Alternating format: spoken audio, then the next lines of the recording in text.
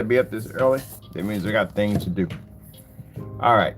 My name's Kenneth Bird. My company is Black Series Edition LLC, Crystal Edge Technology Screens, and our FLEVT company coming soon. Man, I tell you, the forum sites are interesting. And you're definitely going to get those out there at the end of the day that you're going to have to know your stuff. But if you don't, they're going to try to discredit you as fast as they possibly can.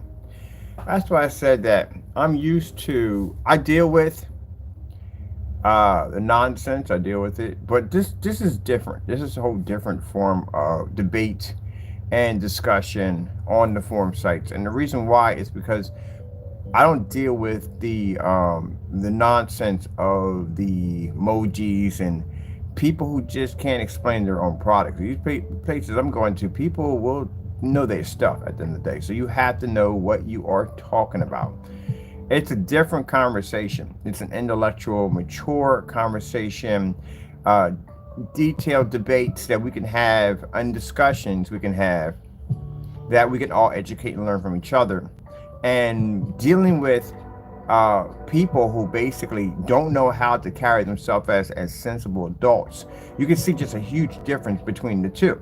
When I go to the forum sites and I have these conversations, I'm not met with the emojis and the dumb child shenanigan tactics that I see from individuals that do not know how to do business correctly.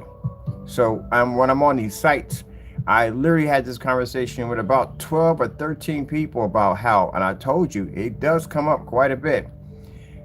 Can a screen paint compete with a physical projection screen? Physical projection screens use films, they use all kinds of high concentrated carbon materials to make the screen look amazing. And you're going to have to compete with this. You know, it's interesting how you have, and I'm just saying, it's a few people, it's not all the screen paints in the community, but it's a few people that will literally attack other screen paints, not realizing that the whole purpose of the screen paint is to be able to go against the physical screen. You got it backwards. That's what I kept telling you. You got it backwards because of the jealousy area. That's where it comes in at. Where other screen paints are pretty much dealing with the physical screen, because the physical screen, like the diamonds, the elite screens, the DMP Supernova, the high boy screens, the high expensive screens. I met by 4 or 5 people. One guy came and said, "Oh, it's virtually impossible. A screen paint will never be able to match a physical screen." Well, you haven't met me. Hello. So I popped in the room. I started showing my screens off. This is the diamond we won against. This is the daylight screen we just hit yesterday. This, I went back and showed them demonstrations of 18 certified screen knockout. Conversation changes now. Now it's about the contrast levels. Let's not speak about contrast levels in this room now. We start, guy was like, well, you can't pick up a 100% contrast level. See, it comes up because they're using certified screens in there. And I showed you what the daylight screen looks like on a standalone next to other screens that are not us. It's an amazing screen. It's an incredible technology. But when it's sitting next to our black screen, it can't compete with the black screen, which means we have the ability to be able to overpower the physical screen. So they're talking about the contrast levels. Yeah, well, I got this and I got that, and I know what the screens are because I've tested the screens. I'm quite familiar with their screens. And they think at the end of the day that we're using gray. Mind, we didn't show the black screen yet. They think we're using gray screens. So a gray screen can't do this, and gray screens can't do that. And y'all can't even be used in fully lit environments. My screen has a 0.8, my screen has a 0.9, and this, that, and the other. I'm like, okay, I just let them keep speaking and keep talking. I can be used in fully lit environments. I don't have to worry about this and that. And they were telling the truth. They were actually speaking the truth. They do have that capability with these high-end screens, the gunmetals. I told you that when everything first started, it was white screens. These are the debates we had. It was white screens against white wall and physical screen. What's the point of paying the money for a white screen? I can just use my wall. That was one debate. One of the debates on projectors, which was a huge topic, was DLP versus LCD. That was another huge topic. About people don't want to go near DLPs, about the rainbow effect, and it costs so much to replace these little micro mirrors that these projectors had from time to time. They had little issues, but they got better down through time. And another topic is once the gray paints popped in, it was the gray paints against physical white screens. Our gray screen paints were too dark. Imagine that, too dark. They couldn't pull colors correctly. They weren't bright enough. The white levels were poor. That was one of the hugest debates with white screens versus gray screens. Now, gunmetal pops up. More superior technology, far more expensive. The only reason why a gray screen actually still physically exists because the gunmetal was so freaking expensive that a lot of people couldn't afford it. So guess what? They switched to the gray screen. That's why the gray screen is considered to be the budget screen. Pop to a forum site, they'll tell you that's what it is. So now you have the elitists. You have the big boy screens. They're in there flexing. And I showed you alone, standalone, what it looks like next to a gray and white surface. It blows it completely out of the water. So with that being said, that's the topic we ran into. We ran into a couple of these guys. And they just went in. Or this and that and the other. All right, no problem. We'll show what we can do. We come in, we said, no, our screen is physically black. So all that contrast that you were talking at the end of the day, you can't even read it. You don't even pick it up. You don't register it. You can't pick up color at the end of the day. You have ambient light rejection technology. We've seen that before. We know you can thrive in fully lit environments, but you don't pick up your color and contrast correctly, and you don't see black. Show them the demonstrations against the black screen. Oh, that screen's, and here's some of the crazy stuff we've heard. That screen is not pulling black. The black levels are off. How are the black levels off on a screen that's 100% physically black? Figure that one out. There you go. Can it pull white levels? Yes, it can. We've done demonstrations at my screen is sitting at 250 inches. I'm showing a white snowstorm. I'm showing a snowstorm and a snowstorm. I'm showing white levels at 1,000 lumens. We're showing white levels at 50 lumens. And then when you talk about ambient light rejection, we go outside and show our demonstrations. Y'all can go out there. And no way in the world we've ever seen a certified screen sitting outside. And the only screens we've seen from companies that were outside are white and gray screens, like the Yardmaster. Yardmasters are white and gray screen. They can only exceed outside. That's it. But other than that, no, they had nothing to show us. So then we showed them the impossible. You want to talk about gain at the end of the day? This is called fusion light energy screen. This screen can filter 100,000 lux of light. Match it. No one has reached back to me yet. All right, let's make it a little more easier for you. You want to talk about ambient light rejection technology? Let's show you screens that can bounce off a ceiling while the lights are on. Nothing. No one contacts us back. All right, let's show you our contrast levels. This is my contrast levels. This is your certified screen. Pick out which one's yours. Here's your demonstration right there. Nothing. Demonstration, they're asking, all right, so you have a black screen. What's the lumen counting? Oh, we get this all the time. They think we're using these expensive, high-end, crazy projectors. We showed the demonstration of the inflatable screen outside. It was like, what kind of projector are you using? Man, that's a Chrissy LW. That was a Chrissy LW 400. That's a 720p projector that cost me $120 compared to the $4,000 projector they just spent. See, that's what I tell you at the end of the day. If you want to be able to compete, really compete, I'm not talking about being stuck to YouTube where you're basically you have to you can only survive on YouTube because you cut corners. You have to be to survive out there. Same people you're going to meet on that forum site is the same people you're going to meet in everyday life out there. They're going to ask the same questions. They're the same people at the end of the day, same people. It's just that you can't talk a lot of trash because mumbo jumbo don't work over there at all, period. They don't want to hear that crap. They will spot every little thing wrong with your screen and they will expose you. So you better make sure that everything you do, you can back up everything. We can bring documents, pictures, demonstrations, customers on everything. I put Hector's demonstration out there when he painted the screen in. We did the MMA outside. That was it. That was the end of it. Here's my customer right here. He's outside basically playing his MMA games.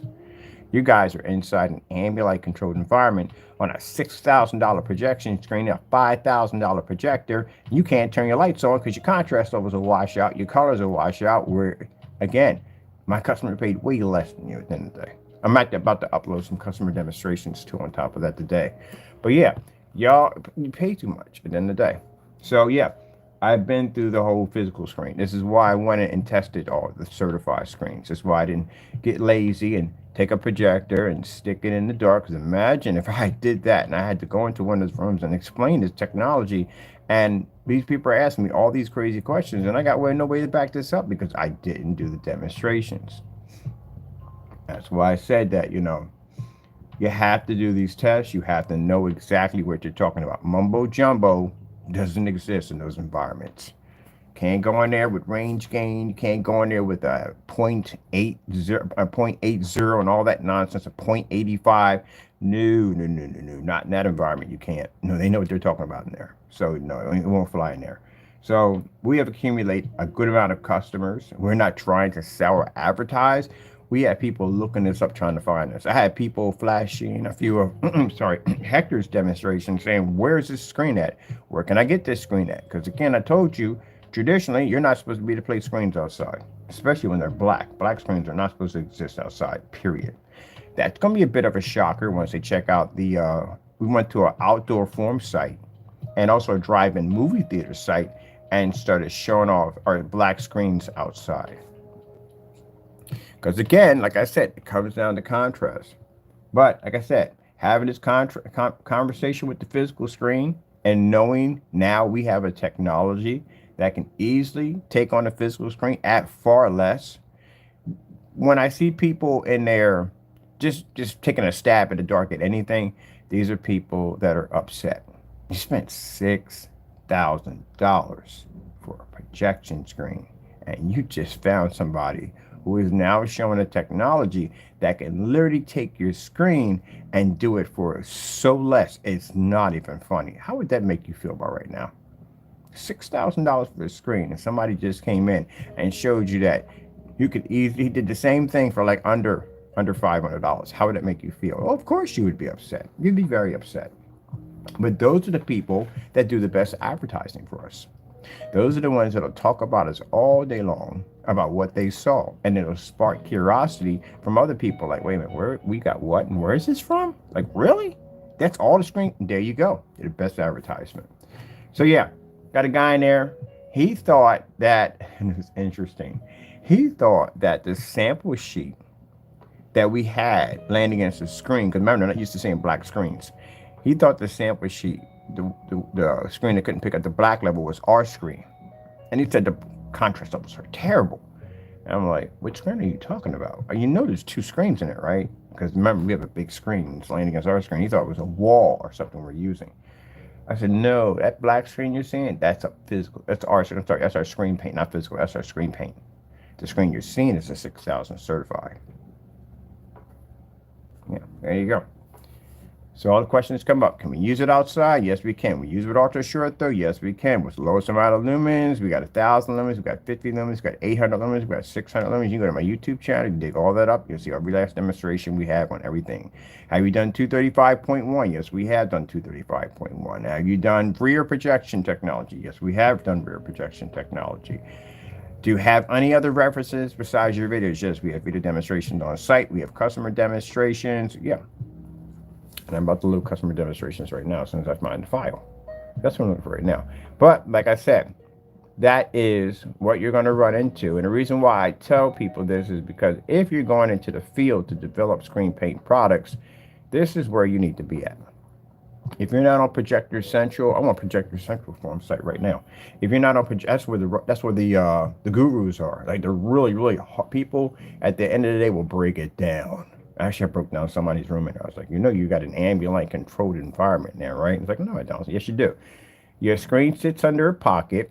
I can see the individual lights that sit in these little tiny pockets all the way around. You got little walls on each side, and you got your light in the middle, and a wall here, and a wall here. The same decoration all the way around. And then you got your entire screen inside of another pocket, and then you have your condensed lighting over top. You put this nice crown molding around, and everybody looks at it like, wow, this is a well-lit environment, when actually all the light is just blocked. Ah, did I just get into your head? I did get into your head, didn't I? Yeah, because I've seen it already before. I was talking to another guy that was showing me pictures. Very few people were showing us pictures. Another guy was showing me pictures. I was like, why is the baseboard so dark? Like, I can barely see your baseboard. I can't see your corners. The back of the screen really tells the whole story. What kind of projector are you using? Of course, yeah, they're god-awful expensive projectors in here. They're crazy expensive projectors. Rare we run into a P2, mostly the Epsons, Samsung. What was the other one we thought? I actually saw someone with an ultra short though Christie. Wow, freaking amazing. I love the Christie projectors. I'm a big fan of them. But yeah, that's what you're running to. And that's the thing. Physical, when you get down to most people go near screen paints because it's considered to be, when you talk, even our technology, they drop down the screen paint because they'll see the certified screens, and certified screens are very expensive, so they'll go to a gray screen paint instead. But the difference is now us, at the end of the day, our product is not considered to be a budget paint because we could literally take on the certified screen. See, that's what I was trying to explain. When we have people coming to, oh, you're the same as us. How on God's green earth am I the same as you? You can't take on this screen right here. Daylight screen would destroy your stuff. You see how dark that screen comes up? When you lay it on a standalone next to a gray screen, it'll destroy charcoal, gray, whatever. It'll knock it out with no problem whatsoever. Can't compete with that thing. And then it generates a high enough white level where it turns a gray screen dark. Mind you, that is a gunmetal. How dark that screen is. You saw it generate that white level. It turned the other screen dark and it's gray and it's lighter than that screen. You figure that one out. So when you got screens that are doing that capability, they're that powerful. And keep in mind, the gray screen can't thrive in this environment right here. It won't work. We showed you, we put it against the black screen. We turned out all the lights in a dark environment, giving the gray screen its vantage point. And all I had to do was take a cell phone light and just shine it across and just wash straight on out. That screen won't have that problem. That screen will run with the lights on, lights off. It really doesn't make a difference. It'll still run. It has a 0.8 gain sitting on top of it. So it's not going to have an issue. And not only does it have an amazing gain sitting on top of it, but it's able to maintain its image as it's holding the gain. One of the things I see in demonstrations where people will do these meter demonstrations and they'll go, oh, look, my screen's producing, it's in an environment that's maxed out, but your screen looks like crap. So I can take a white screen, I can stick it outside, or I can stick it inside in a well-lit environment where the meter doesn't even read, but the screen looks like garbage. You have to be to maintain a beautiful, immaculate image and max the meter at the same exact time. That's what makes it impressive on a meter max out or high meter readings. So you have to have your screen in a real environment, not sitting on a floor, because there's no demonstrations in there of no screens sitting on floors in those environments, because they're going to ask questions. Why is your screen on the floor? Well, how come you don't have it hung up? And you're going to do this demonstration, you should at least have it hung up. Because the higher you hang the screen, the higher it's going to make contact with the overhead lights. That's why. And if you have any windows in the environment, guess what? You'll make contact with that too. And every other light in the environment will make contact with that screen when they're raised off the floor. Now, if you drop them low, the light over top takes a while for it to make contact with the screen. And any light in the environment is really technically not going to hit it. And if you have windows in the environment, especially if you're a little shorter than the windows, it's really not going to, it's going to hit the top area of your screen, but not the middle part where it needs to hit. That's why you have to have it to eye level to where the windows are. If you've seen the demonstration where we have the screen wrapped around the windows, we don't have the projector screen sitting on the floor. We have it up high so the windows can make contact with it. That's why they see all that stuff. The same thing I'm telling you right now, go in there, they'll tell you the exact same thing. And that's when people sit there and watch me do demonstrations and say, oh, you're just so brutal with everything. You're supposed to be brutal. You think it's brutal? Go walk in there and have a conversation with those people. You'll come out there crying like, what the freak? Like, really? It'll break your stuff down quick in there.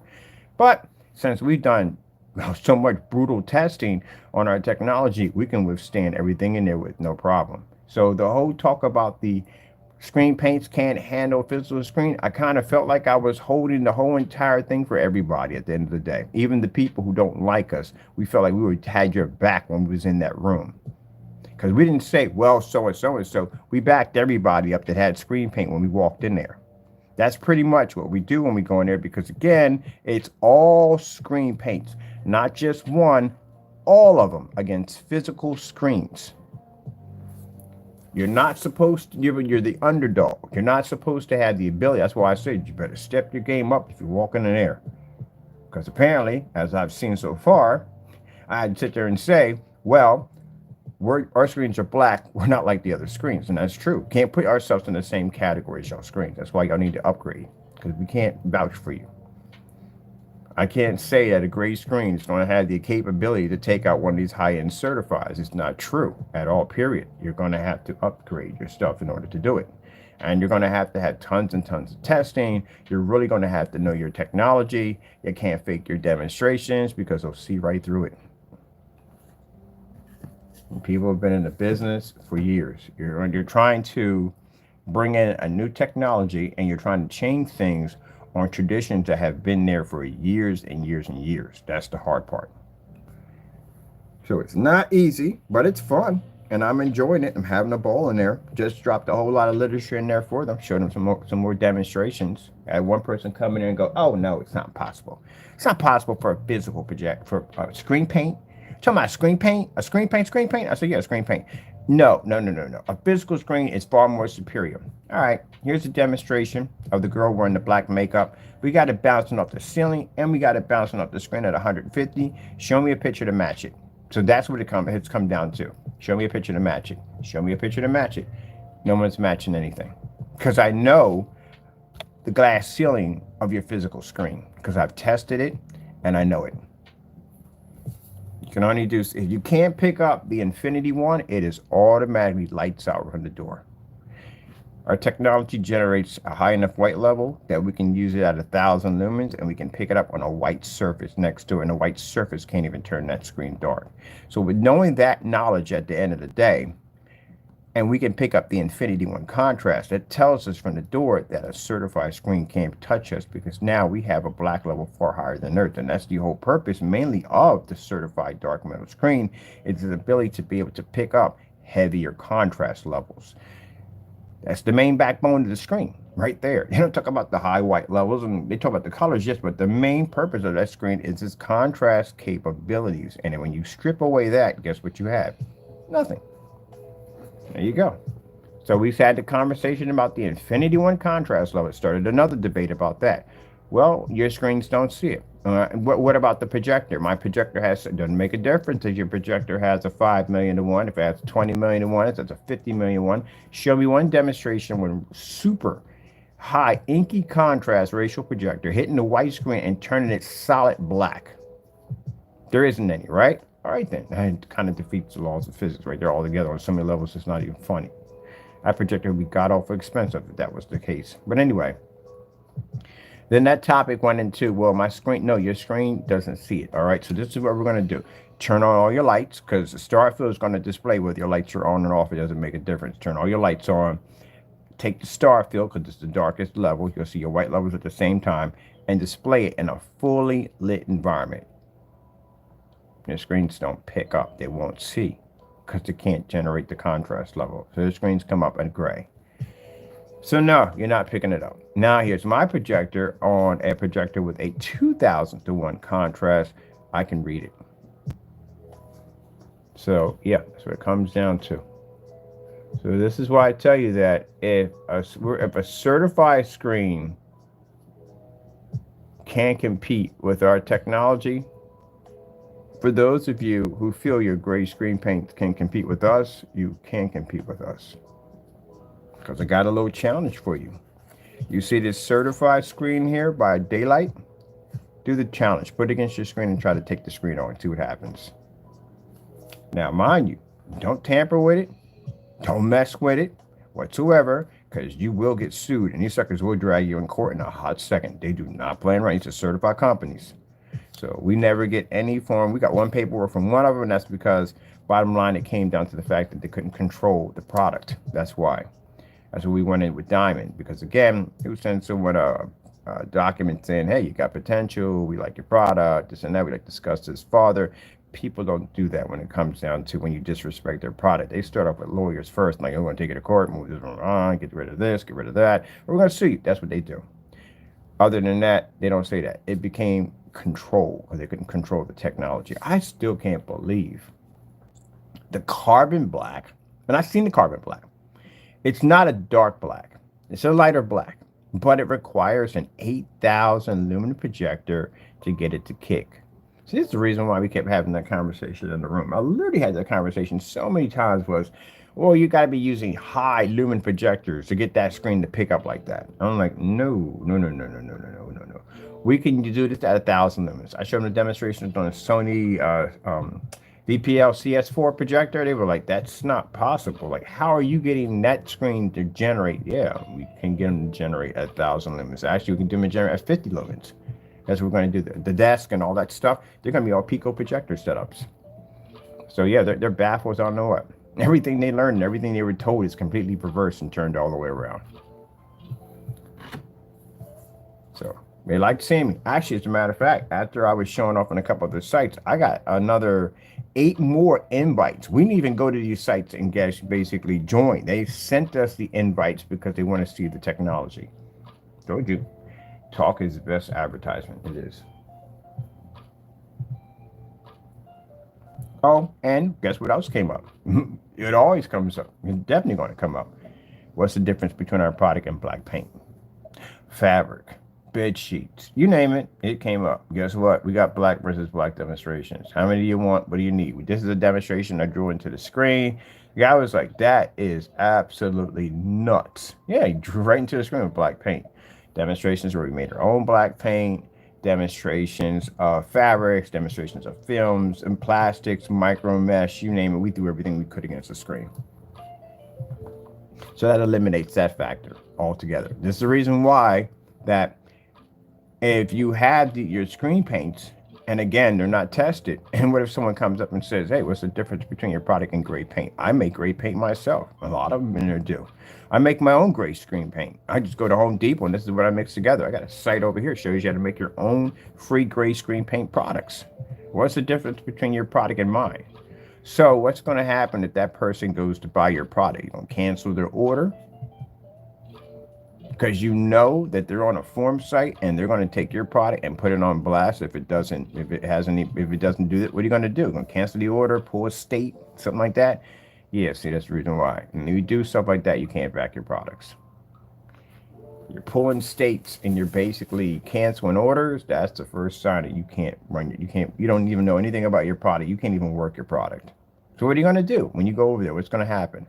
One of them asks you and you say range gain. Like, what the frick is range gain? Can you explain this to us? Do you have any video demonstrations? We've been asked for video demonstrations so much it's not even funny. Do you have any video demonstrations on this theory? Can you tell us about this? What's this all about? The same questions that I'm asking these people about their paints is the same question you're going to hear in there. What is it? Can't lie to those people in there. It ain't going to work because they are experts in there. That's why. So yes, now we can show that our screen paint, can't say about everybody else's because I have not seen people do certified tests yet.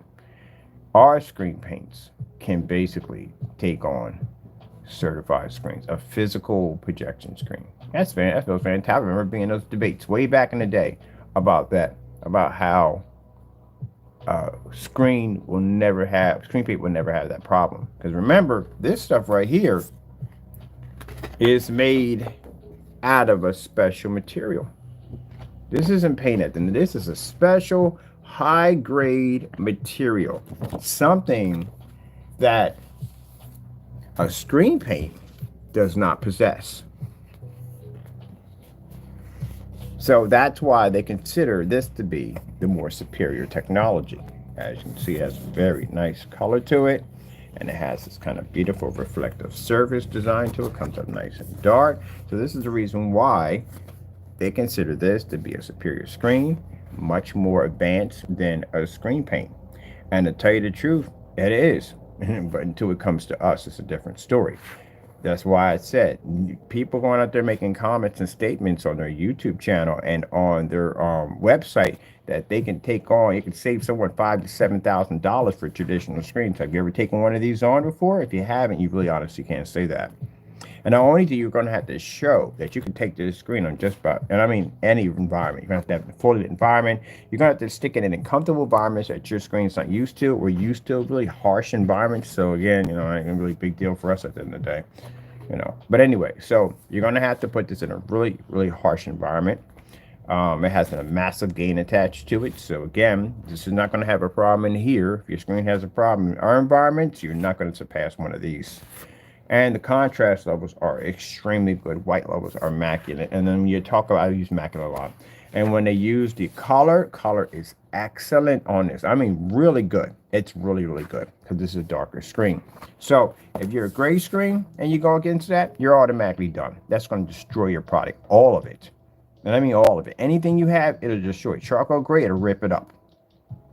You can't compete with that thing.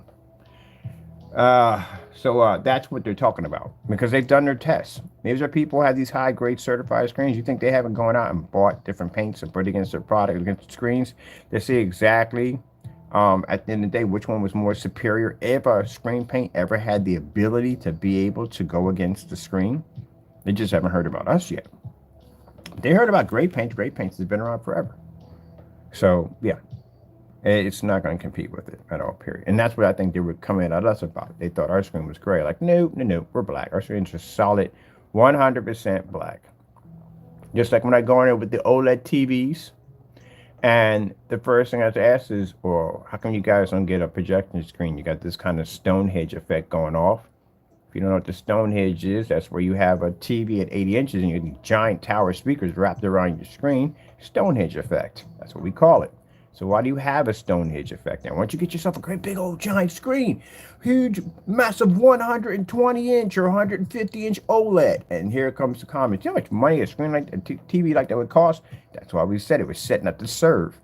Well, how come you can't get it? You got this little tiny TV, giant speakers wrapped all around. It just looks off. Like, you got big sound, you got a little picture. Like, how does it even work? You know, if you want to have that movie theater experience, you want a giant freaking screen. You don't want to go to the movies and see this 13-inch TV, these massive, giant, you know, two-story speakers. So how come you guys don't go and get a bigger TV? Because of the money. Costs a lot of money, and they know it costs a lot of money. There you go. So let them acknowledge exactly how much you're spending for these TVs at the end of the day. Oh, do you get actually 16:9? Do you get 16? You're formatting it. 16:9, actual 16:9 or formatting? It's formatted 16:9. Ooh, man, is it really? You don't get the widescreen? Or widescreen for a TV like this would cost, again, hundreds and thousands of dollars. Okay. So why don't you just get a projection screen? Why would I even want that? First thing that comes up, it can't read contrast. The first thing that pops up, there are OLEDs in there. Can't read contrast at all, period. Even if I do go out and I spend the money and I'll sit there and save for an expensive projector that costs way more than the screen, it still can't see the contrast level. What if I want to turn my lights on? I don't want to sit in the dark all day long. Nobody here wants to sit in the dark. That's another good question right there. You don't want to sit in the dark all day long. So no contrast, colors are poor, and you're going to sit in the dark. It's not worth it. Might as well just get the TV. And then we go in and we show them our black technology. Our screens cost far less than yours. We can pick up sizes way over your 100, whatever, 100-inch screen, I think is a max for that size. We pick up an actual 16:9 aspect ratio, 235.1, 239.1, 16:10, whatever you want. We pick it up automatically. We can read the Infinity One contrast level because our screen is 100% black, which means we can do the exact same thing the OLED can do. And people say, well, the OLED has a superior picture because if it's an 8K, that means if we put a switch over to an 8K on our system, guess what? Not a problem. But I've actually beat 4K systems with 720p. So that tells you something right there also, too. Our customers can take that screen outside. You want to drag that OLED outside? I don't think you want to drag it outside, period.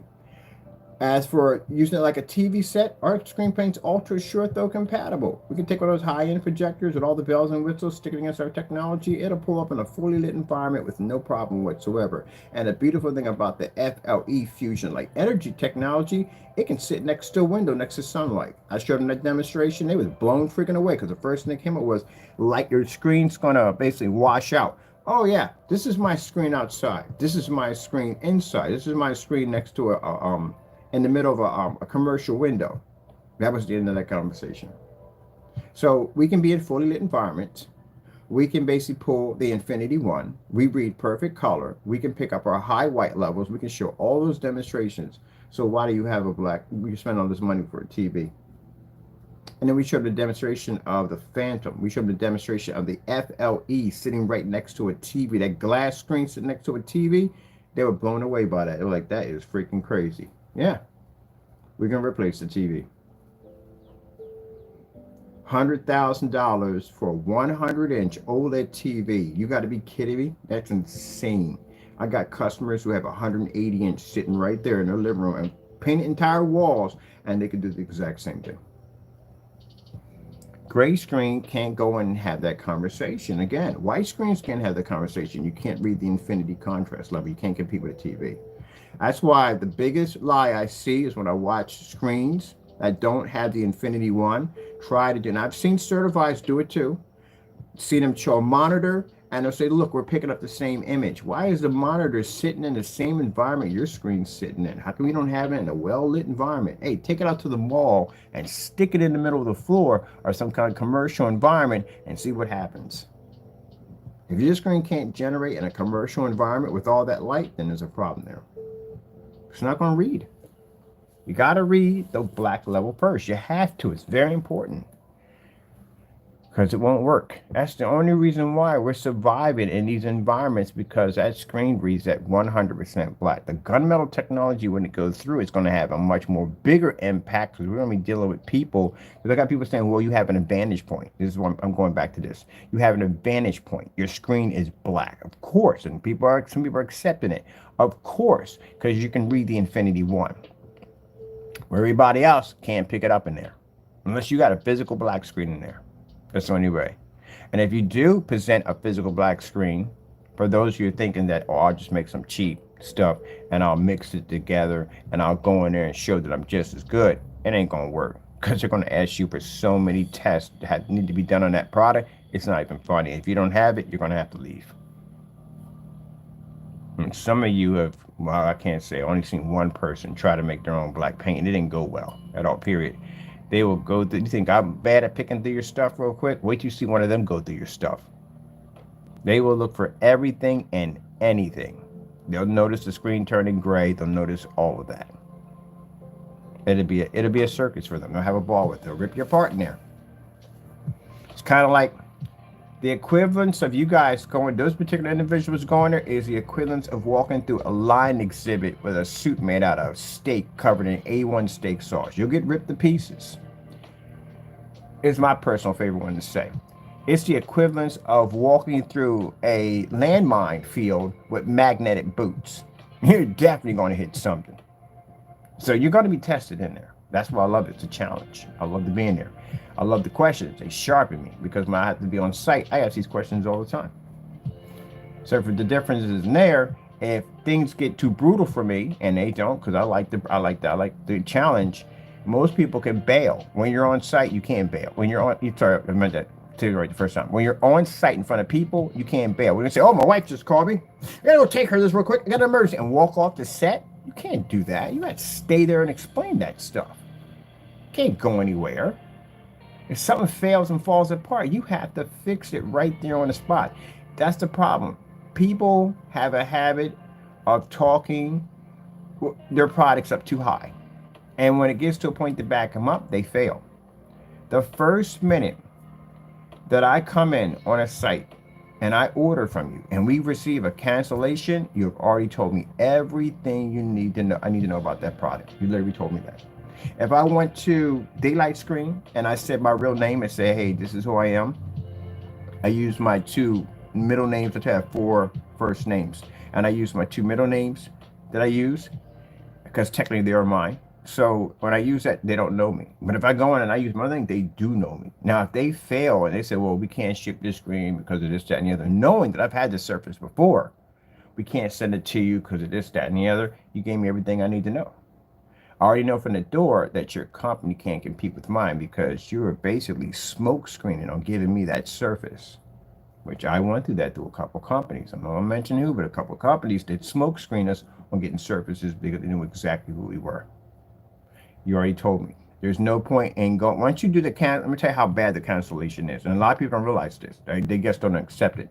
Once you cancel out on the screen, that's the end of it. That means that I don't care how many demonstrations you do on this or how many demonstrations you do on that, the other. I don't know. I care how far much you bark here and there, you cancel. That's the end of it. That's over there. It's a lights out automatically. We show a cancellation over there. Look, this is what we want to do with the company. We try to buy their stuff, and this is how we present it. We got cancellations. They don't touch you at all, period. But if you can't back your own stuff, no one wants to buy it. So you have to be able to back it. Cancellation is the worst thing you can do. So, at the end of the day, some people say, well, I cancel because, person's going to, test my, well, why not? Your product needs to be tested. If you haven't tested your own product, you have no confidence in your product. That's the whole purpose of tests. If you test your product and say you have a certain specifications on how your product has to be used, and somebody goes outside that guideline of your specifications and does something completely different, you're not responsible for that. That's your own theory of testing. You have what you tested your product on. If you can show video demonstrations and show that you have tested this product on this level, and this is how it's designed to be, and somebody goes off the rails and does something completely different beyond your testing, you can sit there and say, well, they pushed the threshold because I'm not at that level. This is the level that I'm at. But if you over embellish this and you lie about this and you have no way to back up anything that you put on your site about the product, then if that person decides to go over the threshold with it, guess what? You have no way to back yourself. You have no threshold, nothing there. That's why testing is important. You have to know your product. And then people get upset and get angry when they're requested to do these tests. Well, you get mad at me at the end of the day, wait till you walk in there and see what happens. You'll have 100, 200, even 1,000 of my kind sitting right over there waiting, and some even way worse than me.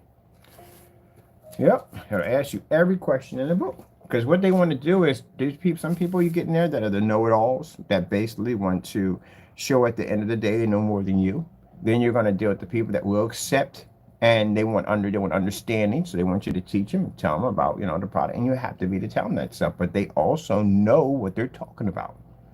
It's like a newbie customer is going to come on and doesn't know anything at all. And you can mold their brain to whatever you want to tell them at the end of the day. No, these are people who do know, but they want to learn something different. So you can't go, what about so-and-so? And so like, oh, wait a minute, that's not possible. They'll challenge you on that.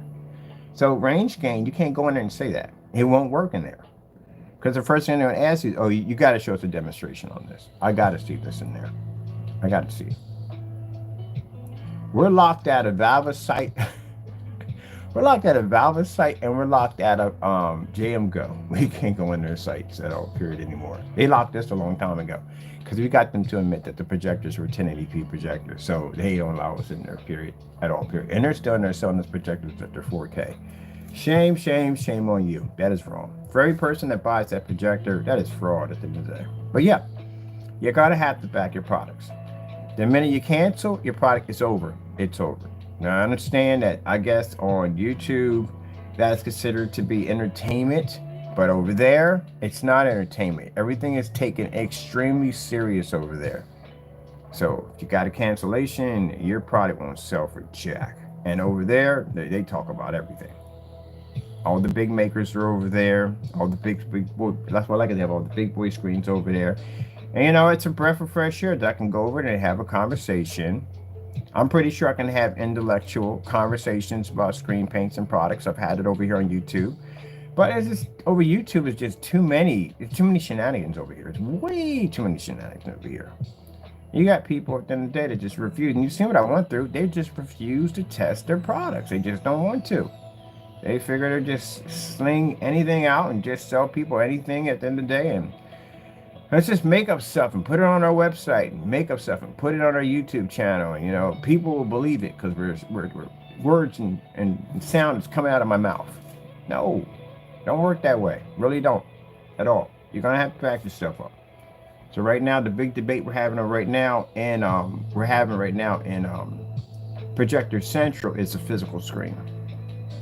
Because there are people over there that are fighting it. They don't want to basically believe that a screen paint can take on a physical screen. I don't know if it's that or the fact that they just spent a lot of money for a screen and found that they could do it for way, way less. Yeah.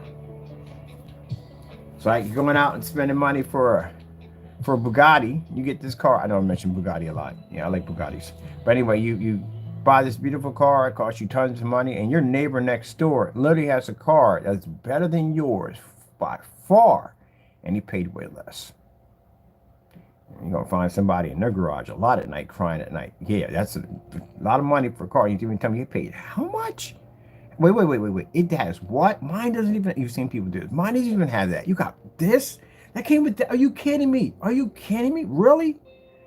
Wait. How much you're expecting for them to say their amount? It costs them a lot of money. So at least you have something to go with. Mine only costs $500,000. Like no.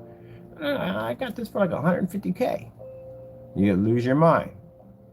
Walk across the street, won't say a word. You ever seen those stories where somebody gets slapped and they go through their whole entire life in that same motion? Yeah, that'll be at the end of the day. And then some people who haven't purchased, and I had a customer, well, actually I still have a customer who still has our 180-inch in his lounge area, and he was going to drop 20 grand, a black diamond screen, until he saw us. Did his research, watched their demonstrations and everything, and bought our screen. He was going to spend $8,000 for his projector, because if you're going to spend that kind of money for a screen, might as well go out and get this freaking mother load of a freaking projector. So you're going to get 8 grand for a projector. He's going to go out and spend freaking $20,000 for this screen. He's going to spend some serious money for this setup. And he bumped into me, and me and him got to talking. He's actually been one of my friends for the longest time. As a matter of fact, his family owns a smoke business. That's basically the people I knew. We go back that far. So as we're talking about this, I'm explaining to him that we have tested against diamond technology. We've had testing against our screen. And that's one of the things that is going to come up in these forum sites about your screen paint products is your tests on certified. It's definitely going to come up. If you are doing these demonstrations in really dark environments, they're going to basically jump on you about that because these screens are not designed for that. But anyway, we got to talking and everything. And he bought our technology. He went out and he said, well, I'm going to take a chance on you. I'm going to go buy your product.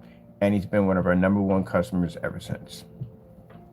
Do you have any idea when you watch my customers show off their screens, the technology that they have sitting on their walls? They literally have a screen that can take out a physical projection screen. Now, the question is, for other people make these screen paint products, how many physical screens are you able to take over? How many can you take out? Don't worry about screen paints at the end of the day. Now, that's the last thing you need to worry about. How many physical screens can you take? And I'm not talking about no dark environments, no screens sitting on floors. Take the screens, raise them up, because these screens sit up off the floor. So raise them up, hit these screens. You're going to have to just demonstrate. Mind you, there's ultra short throw versions of these screens. So you're going to have to use on ultra short throws, on low lumens, projectors below the mark, which means you're going to have to do some really crappy machines to reference your product. Because again, if you have been using projectors that have been with little perks attached to it to try to enhance your screen capability, this is not going to go well for you, because when you go into the forum site, they're going like, well, you look at the projector you're using. Yeah, they're definitely going to nail your projector. That's the reason why your paint looks so good, because you're using that particular projector at the end of the day. Even though they're using a high-end projector too, but you're trying to compete with their screen. So you're going to have to use low entry-level projectors. That if you've been using high-level projectors to make your product look good, now your product level is going to drop, because now you have to go to a much lower machine to prove that you can take a physical screen. So how many physical screens can you actually take on? We can knock every single one of them out of the water. Every single one. So, and I'm going to give you a heads up right now. For those of you who do cheat in demonstrations by tampering with products, you play with these people at the end of the day, you will find out. What's that thing called? I'm not going to say the curse word, but mess around and find out. You will find out quick and fast. They do not play around, and they watch everything. So, you want to go against screen paints and screen paints at the end of the day? No, you got it mixed up. You're supposed to go against physical screens. I mean, look. Quite frankly, since we do have the capability, and I'm not bragging here, and it's truth, it is by truth, we can wipe out every screen paint we come across, because we can take a physical certify out, and a physical certify can wipe you guys easily. So with that being said, we can knock out the certified. As I said it on camera, we can take out the white screen, we can take out the gray screen, we can take out the mid-grays, did it already, we could take out the certifieds, and we've even taken out black screens.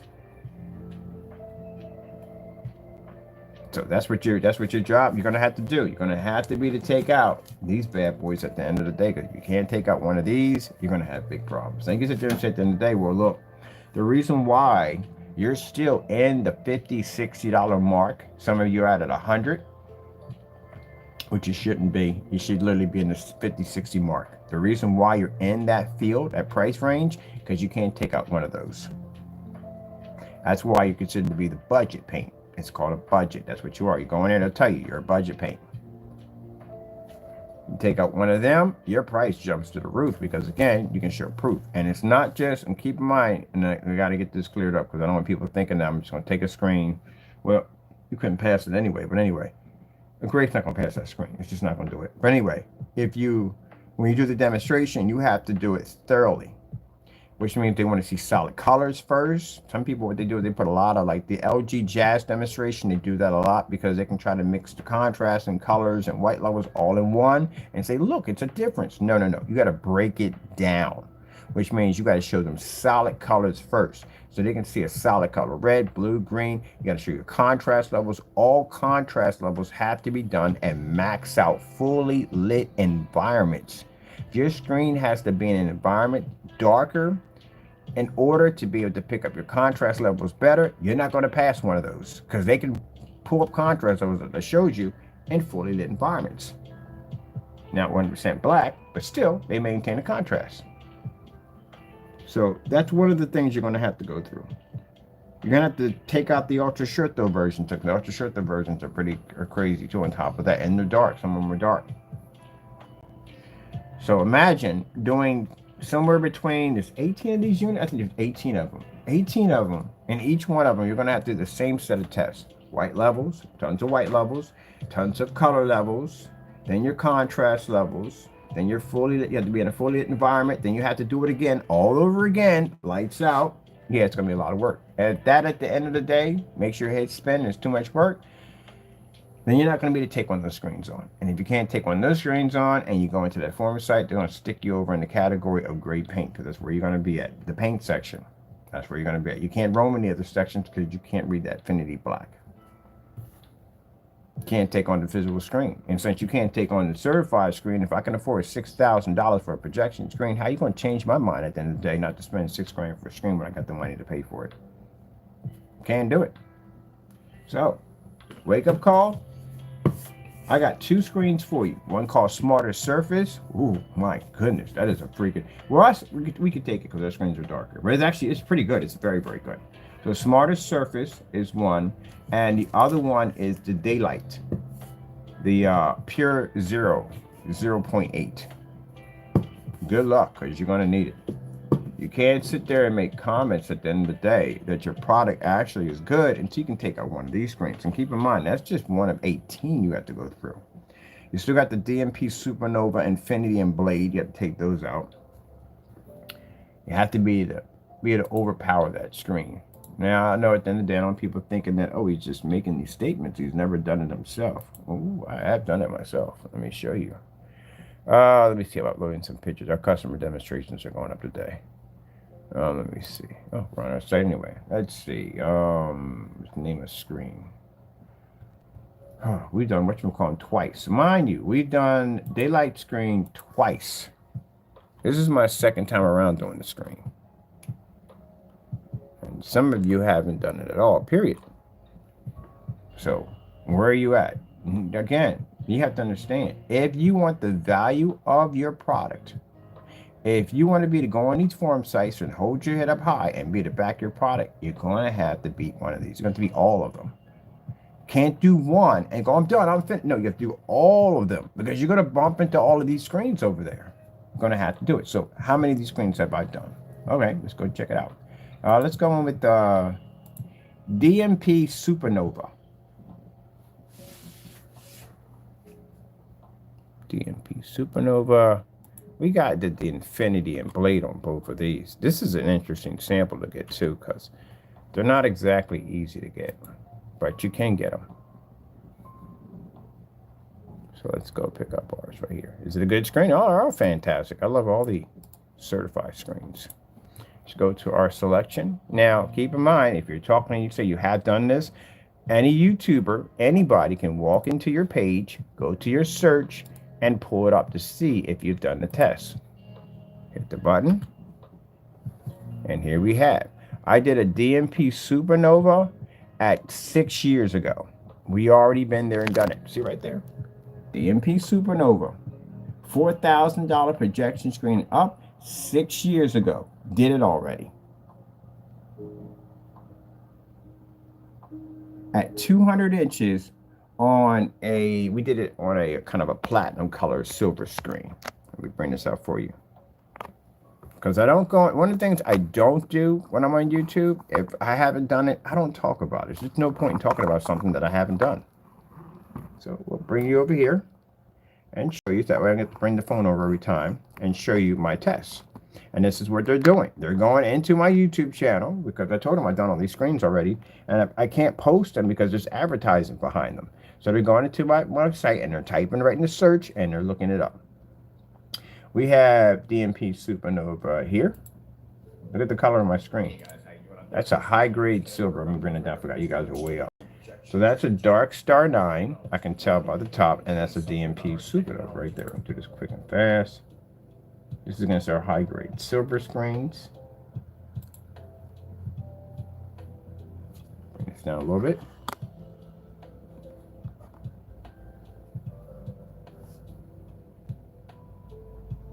So the screens came up dark on our high-grade silver, which means you weren't pushing a high enough white light out. So that means the reflective surface that they had designed to actually generate high white light, they couldn't read it. We could read it higher, and our screens were actually almost the same complexion.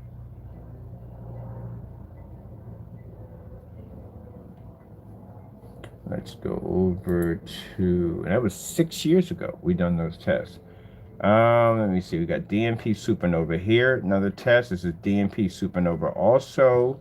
This is another test of DMP Supernova, DMP Supernova again, DMP Supernova. That's what I'm saying. You're going to have more than one. You can't, the thing about it, when people get frustrated about, when you do this test, you can't do it one time. This test on the same screen is going to be done about 10 times. We do about 20, 30 times. So we know about the technology. See right here? DMP Supernovas. You got to have these. DMP Supernovas. Look at the color of the screen. See? If we want to develop lighter screens, we have the capability. We could do lighter screens against certified because of the technology we developed. These are all Cinema Grade 5D. We've done that. We tested that bin already. And as you see, the environment's fully lit. It's not sitting in a pitch black, dark environment, which you're not supposed to have that screen in. When I see people take the Cinema Grade 5D and stick it in a dark environment, now you have it in your environment. You don't have it in that screen environment. That screen can thrive in a fully lit environment with no problem. So why is it sitting in the dark? Look how bright my environment is. So that screen needs to be in that environment. Any screen's going to thrive with the lights out. Notebook paper will thrive with the lights out. No big thing. Store it. We got to pick a store too. Store's another screen we did too. There's my projector right there. No expensive projector. We're using a VT 595. That's a 2000 lumen projector by NEC. That's all we're using in our demonstration.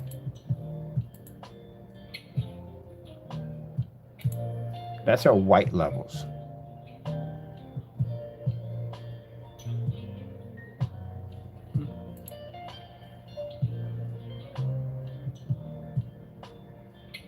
Yeah, vivid house, vivid life. I dig that. It's a good demonstration.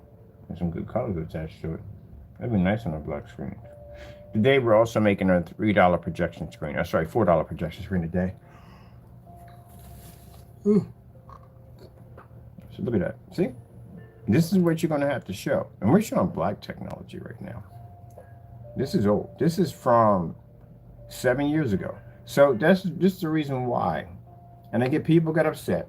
But you have to understand, when you're showing your products off, and we're going through your site, because people will do this, go through your site to see how far your testing goes back, and we're not seeing anything in there. We're not even seeing certify in there. We have certified it goes back 7 years. We've been testing their products. See how much knowledge we have and information we have on their technology versus what we have now. And we've been testing their stuff when we were doing silver screens. Imagine the technology we have on their black now. 7 years ago. So that's what I said.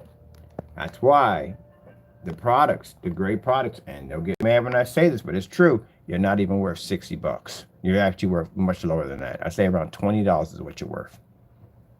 You go in there and tell me you sell a gray screen paint for $60. They're gonna sit there and go, well, what does it do? Like, why is it worth $60? Like, can you show me something special it does? Because they all make gray paint in there, and they charge about 20 bucks, about 20, 25, $30, about that much. So what's the difference between yours and mine? Mine does the same thing, you know, so and so and so. If you sit there and say that you have, and I hate to put that out there for this person at the end of the day, but if you say you have a P2, guess what? There's a ton of them in there. There's a ton of P2 projectors in there on gray paint in there. What is the difference between yours and mine? That's what you're going to run into. Other people that are going to have the same thing you had, they're going to debate it. And some have projectors higher than yours. So how are you going to basically have a conversation with somebody who has the same gray paint as yours, and they may have a higher, more advanced projector than you? Or they may have the same projector than you. How are you going to argue that? What makes yours different than mine? I charge $30 for mine. How are you getting $6? What makes yours better than mine? There you go. Same debate I get into with the physical screens all the time. Oh, so that's what you charge for yours at the end of the day? I don't believe anything that cheap, and especially being paint at the end of the day, is going to do the same thing as my physical screen. There's a reason why my screen costs that much money. We have to show them why. So again, going to have these tests. It's very important, and you're going to have a lot of them. Mine, this is just DMP. As a matter of fact, this is a fusion. We had the cinema gray. We had 5 on this screen right here. See right here? These are the kind of demonstrations when they go to your channel and they dig stuff up. This is what they're supposed to pull up. When companies research us and they go in, they watch us doing these certified screens, like, oh shoot, these people are doing certified screens. Is it certified against a screen paint? There you go. You're going to need these tests. All right, let's go out of the DMP Supernova. We just pull up Elite Screens. Get that out of there. And they're going to want the best ones to get, if you do happen to pick up the Elite Screens, you want the best of the best. They got a lot of them. Get the best of the best. Is the Infinity and the Infinity, and I forgot that quick the other one was called. No, it'll come to me anyway. Infinity and whatever. It'll come to me later on. Elite Screens. Should get this right. As a matter of fact, Elite Screens.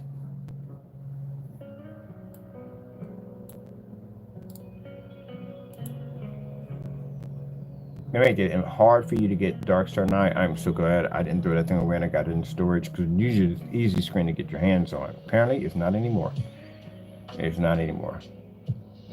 Let's go over here. Where we at on YouTube? Right there. Okay. And let's bring up the Elite Screens. All right. So put this in here. There we go. Elite Screens. We've done Elite Screens.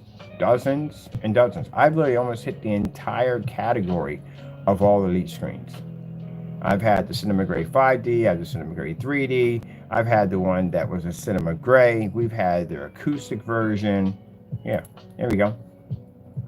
This right here is the Dark Star 9. Dark Star 9 is a $3,000 projection screen. Our screen makes a $3,000 projection screen of the Dark Star 9, which I have in storage, which I'll have today.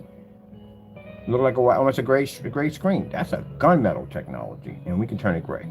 See all the lighting we have in the environment? Plenty of light for the screen. We don't have the environment cater, so our screen can only look good. It's a well-lit environment. So if your contrast levels can't beat that screen, guess what? Your product is not worth what you say it is. You're in the 20 to 30, if you put it away. You're in the 60 if you can't take one of these out. This is where you're going to end up. A 100 to 60 bucks. You can't get any higher. You're not going to get $200-$300 for your product. No one's going to buy that. If you can't beat basic house paint, this is another problem you're going to have. Because if we couldn't pass any of our black versus black challenge, our product would have dropped dramatically. That means you are under the can of paint of whatever paint beats you. That's where you'll be at, underneath that product. Can't fake these demonstrations. You can't alter them. You can't change them or anything whatsoever because you're dealing with a company at the end of the day. Well, actually, when you mess with this paint too, you're dealing with a company also. So you can't put something dark on it to make the screen look darker. Can't do that. Can't tamper with it. This will get you sued fast. You have to be to take the screen on. So right now, that technology, which is a 38 Black Widow, has the ability to overpower a $3,000 projection screen. This is also posted in there too also. But yet, for some reason, the 38 Black Widow was in a dark apartment, which we have in a fully lit environment, against an everyday basic screen paint. Couldn't beat it. But yet, a $3,000 dark Star 9 in a fully lit environment, it thrives. All right. Okay. Okay. See? That right there, that's daylight screen right there. The one I have right here in the container.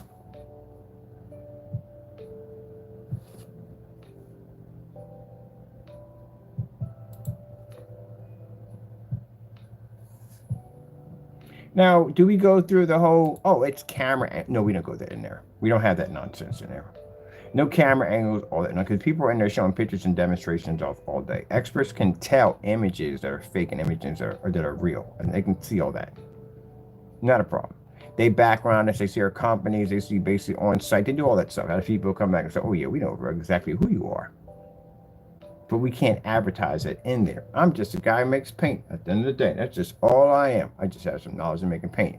Really can't tell them. I would love to, but I can't because I got a guy by the rules. But I've had people come back and message me and say, oh, we know who you are at the end of the day. Okay, so-and-so and so. So where can we buy? So that's a $6,000 projection screen. And over here, this right here is $3,000. About $9,000 for the screen sitting up against a screen that costs under $500. That's Super Jet Black. And again, for people who keep getting this messed up, yeah, you see everything in the environment that matches the screen. Nothing's coming up gray. This is black. This is black. The stand's black. The fabric is black. The speakers are black. All that's supposed to match the screen. Because if you jump on one of these forum sites and your screen's gray and you're claiming it to be black, I'm like, no. Your screen's gray. You can't do that over there at all, period. Shouldn't be to do it over here, period. But the fact that when I go into the comment section and I'm reading people saying, oh, yeah, that screen, I already know from the door, like, wow, that's just freaking, that's nuts. That's why we're over there. Let's see. This is all elite screens, more elite screens. Turning a cheap motorized, oh, yeah, this is where we took a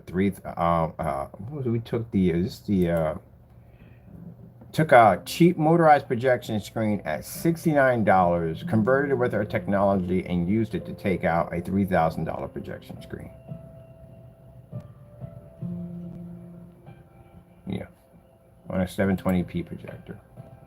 So you're going to have all these for your elite screens. The demonstration right here.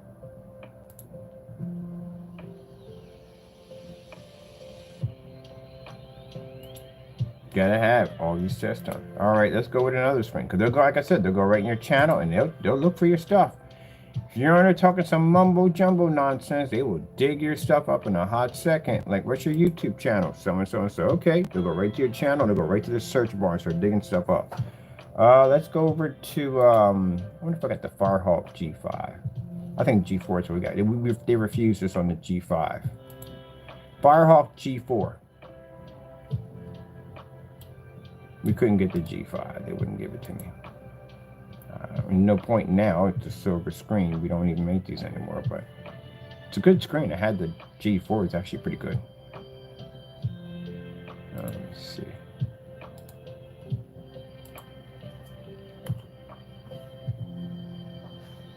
Side-by-side demonstrations right here. Crystal Edge Technology screen 7 years ago. Film screens. Firehawk G4. Firehawk G4. You gotta have these. That's why I said, where are your tests? People get mad and upset with us, Look, I'm telling you the truth. I'm not the only one that's going to ridicule on this, and people everywhere is going to ridicule on this. You're going to go into these sites. Everybody has these screens in here. Stewart, whatever, they got them all in there. You're going to bump into one of these guys going to say, okay, so I see you here talking all this stuff. We came in the site. You're talking about you're better than physical screen. You mention physical screens, they're going to come for you. Because in their mind, no screen paint doesn't have the capability to take a physical one. We proved you can. Not only with black technology, if you look at my screens in here, my screens are not black. We've done these with their own screen color and overpowered the screen. Right there. Look at this on the sample. It's a Firehawk G4 right there.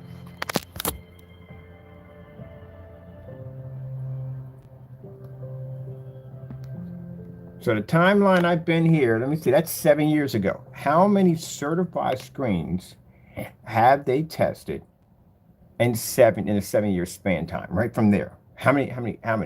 Not many, not all. One, maybe some did one. That's basically about it. Can't just do one. You have to do dozens. If you get one certified, you got to do 10 to 20 different demonstrations on that screen. Because they'll ask all those questions. You got to make sure you can cover your butt at the end of the day.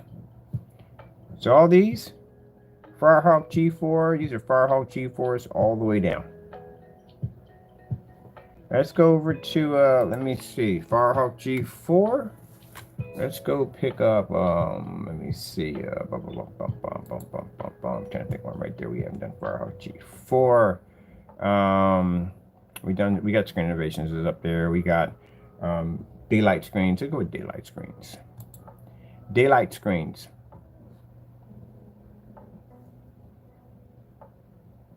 I love how they got the name of daylight, you know, in the light.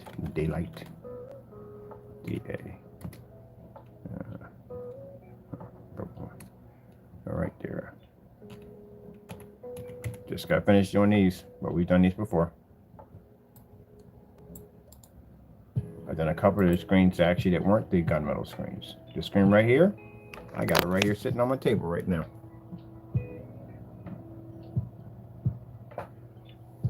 So when I'm on the form site and I'm showing off that screen, you're looking at a screen that pretty much under the highest kit we have on there is like $300 something. So consider the fact that under $400, our technology is able to overpower that screen. That screen's at 110 inches at $5,103. Our technology at $360 can paint a screen size of 250 inches. Now, like I said, for those people that are bitter, every time I mention my price, we'll put it this way. If you're mad because you can't get the same thing, it's because you can't do this. You have to be able to take one of these out. Not one, I'm sorry, all of them. You have to take all of them out. So you take one screen out. That's it. You're able to get one. That's it. What happens to the rest of them when they come to your front door? Because if you start talking, you even mention the word physical next to screen paint, they'll come. And what you mean physical? Oh, heck no. It's no way in the world. Oh, one screen? So you only did one screen. What about the rest of them? What about my screen? What about my screen? What about my... There you go. You got to take all of them out. And that's going to require tons of demonstrations, and it's going to take you years of testing to do it. So let's go grab daylight screen. So since it's so easy to do what we do at the end of the day, and anyone can do what we do, I love it when people sit there and say we can make their product at the end of the day. Where's your test at the end of the day? Can you go in those rooms and have conversations? Show me. Can't do that because you haven't done the test. That stuff won't pop up on our technology. That gritty, nasty looking, whatever, that screen will kill that stuff at the end of the day. It's smooth, it's edgeless, it's flawless. Well, it does have a flaw. It basically can't pick up the contrast, but still good technology to test against. Now, again, I told people at the end of the day, you shouldn't be worried about our products so much. You should be worried about yours because, again, you're going to have to take on the physical.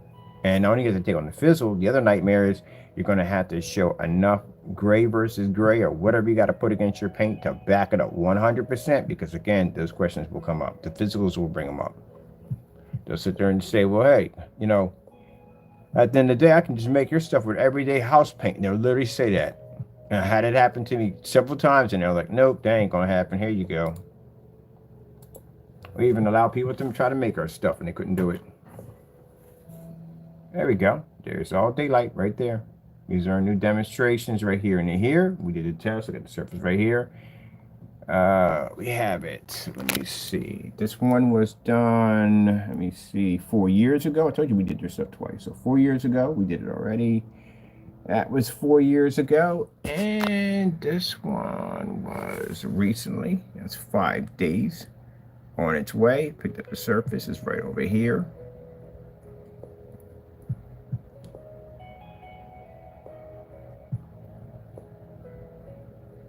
Gotta have all these tests done. It's very important.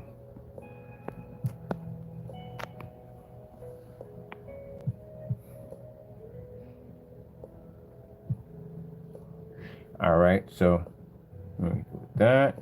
Let me see. Daylight screens. Let's see if we want to go pop over to, I'm going to go too far on this. Screen innovation. Screen innovation.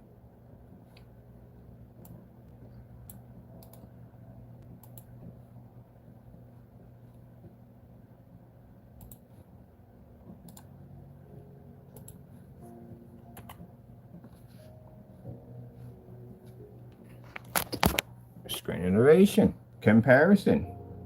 That was around 3 months ago. 3 months ago, we've already been to that surface already.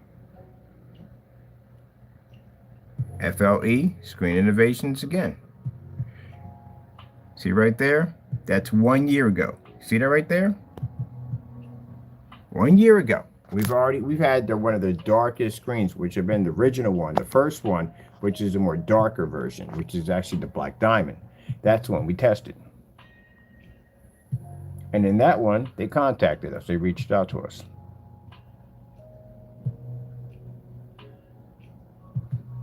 Which I find it interesting that these experts that we have on this site, that we're talking to every day, and these big companies that also too acknowledge our technology, has never ever come in and purchased our product. They can tell by looking at the technology that it works. But yeah, we got people at the end of the day that don't know jack about screen paint, don't understand what they're talking about, can't even write specifications correctly, don't even know half of the stuff that they're writing down. Are supposed to be experts in the field and supposed to know what they're talking about? Are you kidding me? You don't even know basic gain. And there's no such thing as gain as in 0.80. It doesn't even exist. I had that conversation multiple times, and then they were like, who the frick is writing this nonsense? Because it doesn't exist. There's no such thing as that. No such thing as range gain. And I never even heard of a 0.80 or a 0.85. No. It's supposed to be 0.8, or it's going to be 8.5 or 5.8. And if it's basically one single number, as in a 9 or a 10 or wherever it's going to be, there's no period there at all. 2.0, anyone bragging about a 2.0 and a gray paint, a 2.0 is an old game. 2.0 has been around forever. 2.0 has been around 9 years ago.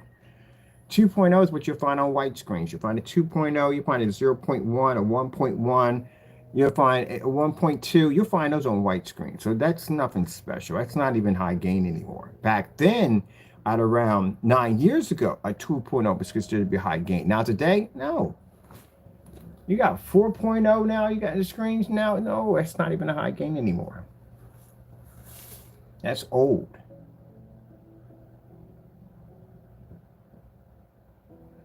Certified projection screens, dedicated theater room. We had this conversation too about dedicated theater rooms. This is why I'm glad we built the dedicated theater room, because this is what happens in an all dark environment. I get this all the time. People say, well, going to be in a dark environment, doesn't really make a difference. My screen's going to do fantastic. No, it won't. Your screen is going to wash out.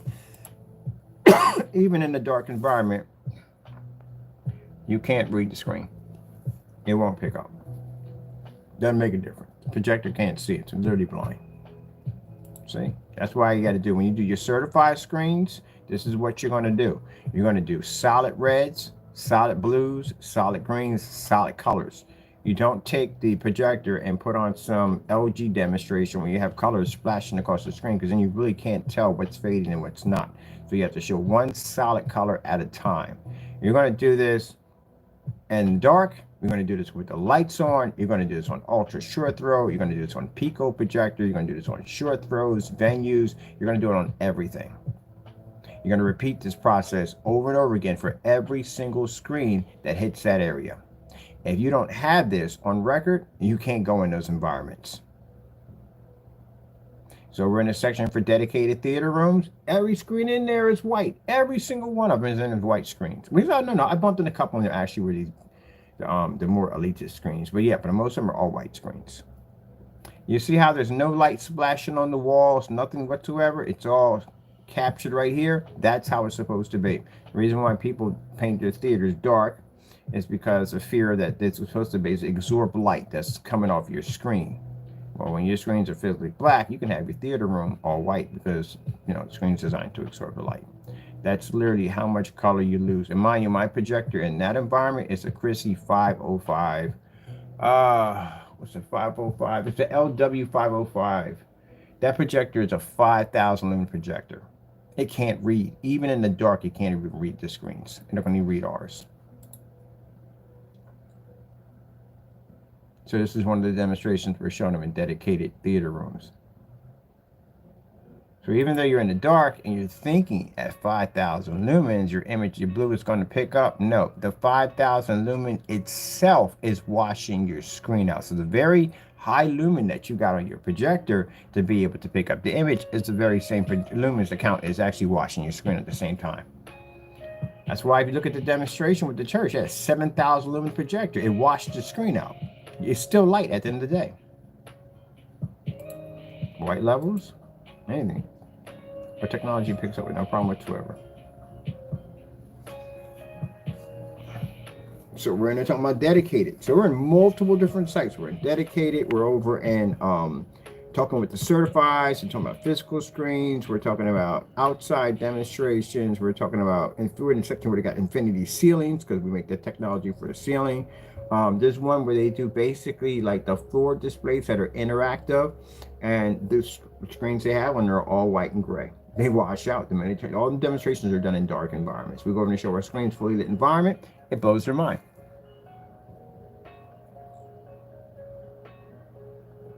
And these are physical screens, by the way, sitting up there.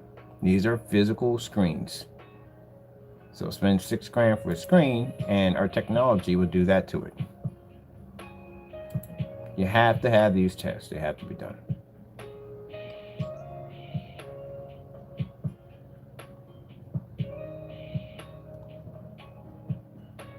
But they got it. I had a few people get really mad at me, like really mad at me. Like, I don't know. I understand what it's the frustration. I know where it's coming from. It's not coming from the frustration of, and this is a customer. It's not a customer, but it's the person who bought this product. It's not coming from the frustration of knowing that someone's product is better than yours. It's coming from the frustration that you spent a lot of money for a screen, and literally you could have done it for far less. That's where the frustration is coming from. Because we're not being called nasty names. So as I said, at the end of the day, if you are really going to show that your product actually works, then what you do is any one of these companies I do demonstrations against, say one of these screens actually one of the screens did beat my screen. It was a Seymour AV, I think it was the 123. It built a higher white level than one of my silver screens. Even with the diamond, when the diamond beat all my gray screen paint products. Did I go in there and cry and whine for freaking 8 years about how this screen pulls this insane beautiful color and the freaking contrast, all that's beautiful, and it just tore all my stuff up? Did I cry for 8 years? No, I didn't cry for 8 years. I pulled up my sleeves, I worked hard, and I developed the technology that can take out a physical screen. That's what I did with my time. You spend your time crying all that time, you still got the same product. It's still not tested, still can't pass any of these screens, still can't go on those form sites, and can't pass basic everyday house paint, which you're going to have to go through because it's going to come up. Ah, gee whiz, I remember these. These are the chasers before they had the dimmers on them. You have no idea how bad that was. So screen innovation, which I have to do some more demonstrations on that one because I do want to show more of our contrast levels off next to screen innovation screen. But my cardboard screen is going to be made. Oh, she already told the secret already. Well, whatever. It'll be made today. Let me see. Oh, Vivistorm. We did theirs too. Fucking remember. Vivistorm projection screens. I'm actually on their site, right? Too, also too on their site. Looking at the technology on their motorized projection screens. Actually, real nice people. I'm in there talking to them about their product and stuff. Tested their stuff. And I'm actually getting the information on those floor standing screens, which are incredible. So the guy was like, would you be interested? Actually, I got a contract offer for South Africa. Got a contract offer for, I got a couple coming in. Because again, like I said, anything we coat this up to, yes, your screen is going to be freaking amazing. And then once we get that, well, we're never going to give them the ability for that sun killer. No. I think it's going to be beautiful for ultra short throws. And that's the main direction. It works on other projectors. Keep in mind it does. It's going to be for other projectors. But the people that will be buying that screen the most are going to be the ultra short throw user. I think it's going to be just like a TV. Yeah, right next to your window. Sun will push in. Turn yourself on. No problem whatsoever. That thing's going to be absolutely beautiful. And the thing about it is that the knockoff projectors, we don't support those machines at the end of the day. Hopefully, people buy them less because we can't sell that screen to you. We can't sell any of our stuff to you if you have one of those projectors. It won't work at all, period.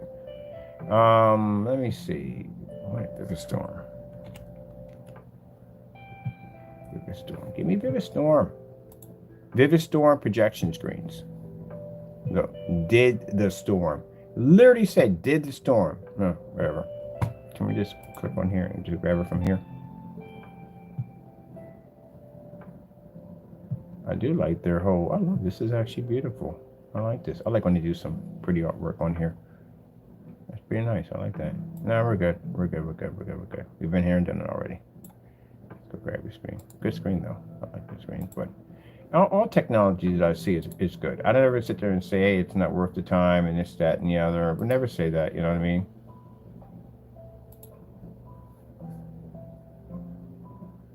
I've actually tested this screen too.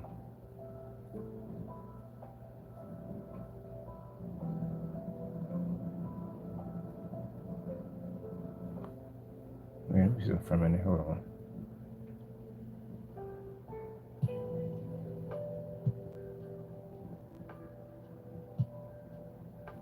No. I'm good.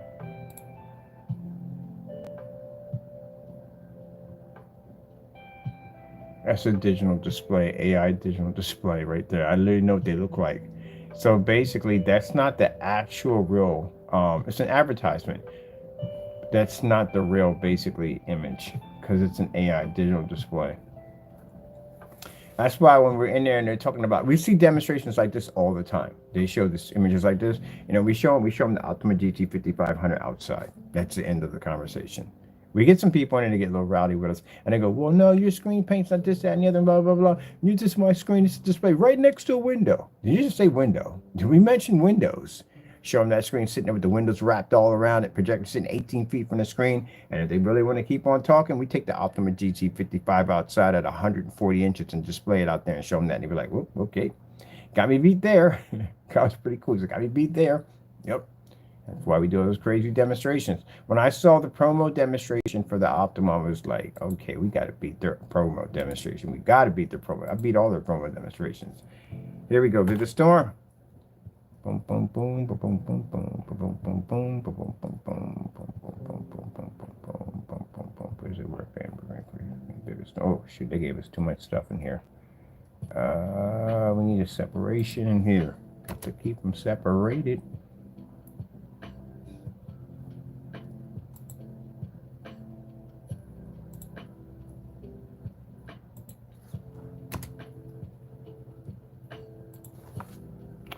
Yep. And this is what they're going to do. And I'm going to tell you something. The same thing you see me doing right now, for other people make these products, this is what they're going to do. They're going right to your YouTube channel. and they're digging your stuff up. They're seeing whether or not if you did these tests or not.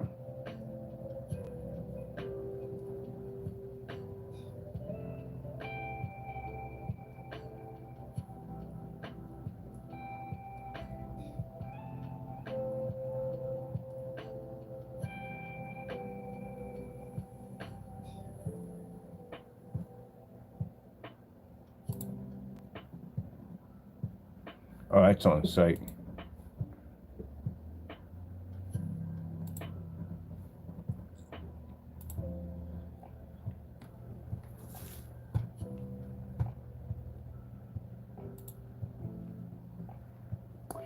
Vivid Storm, white surface against our black technology, color level test,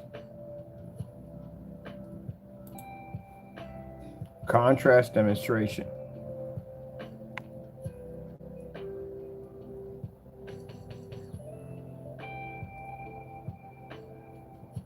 That's how much of an improvement. So if they stick it on a white screen, that's how much an improvement you're going to get for your contrast levels versus our contrast level right here.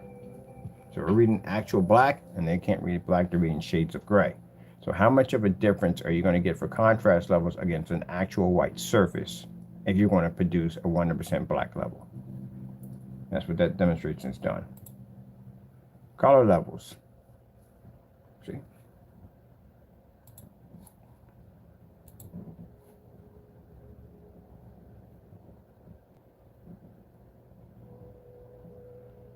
Let's see. Let's go over to, and good to any technology we get, at the end of the day, we always give credit. It's good. It's a good product. If not, we wouldn't have bothered with it. We try to give people credit for their products. When we come buy your stuff or we come to order your stuff, don't cancel out. Don't do that stuff at the end of the day, because again, it makes you look bad. Just send it over. That's all. Storm. Let me see. What's the other one? Oh, I'm trying to think of the other ones we did. We had the Vivid Storm, DMP Supernova, Elite Screens. We did Firehawk G4. Oh, Stored AV. Or Seymour AV. Seymour AV projection screens. Actually, I met the owner of this. Actually met the owner and his son. Nice people. Real down to earth.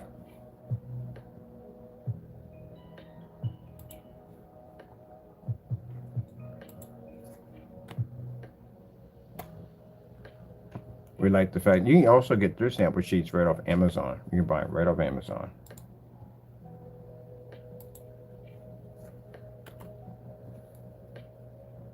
See what AV. Got them in there. Let's see if we got it in there.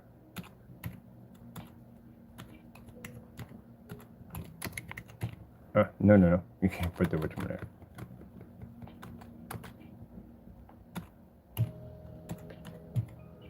Ugh. Sorry, people. There we go.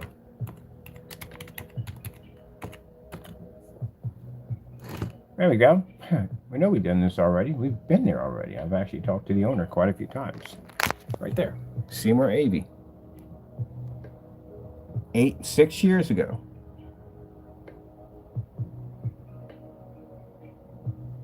That's what I said. You have to be able, if you're going to show at the end of the day, this is what I explain to people, the bidders. I have to call them the bidders. That's what they are now. We're not engaging you because we were told, we give them strict instructions while this is going on, investigations going on, not to engage on certain things. But it is what it is.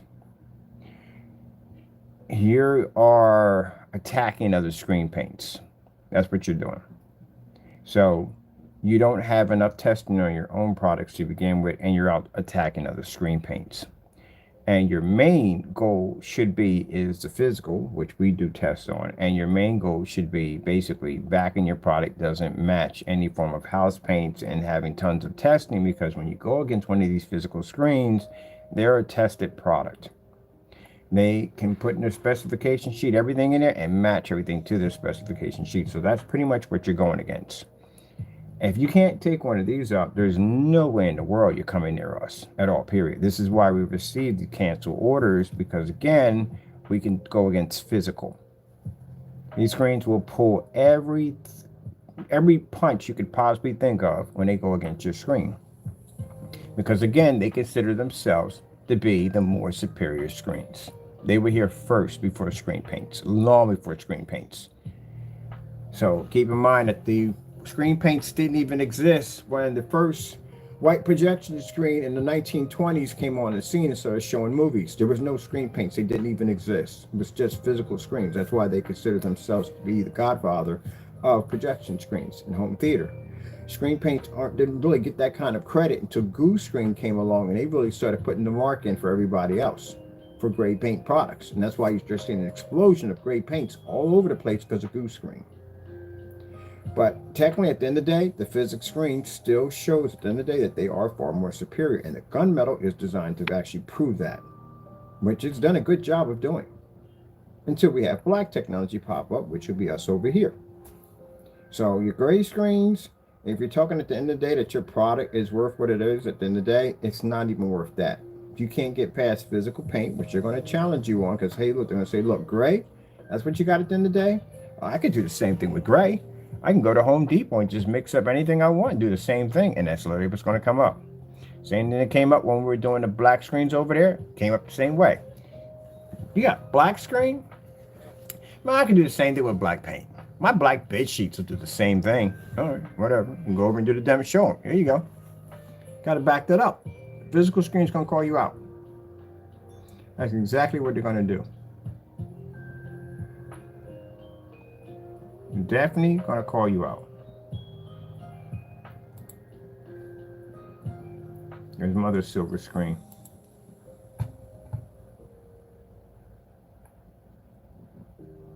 So you're going to have to be able to back it up.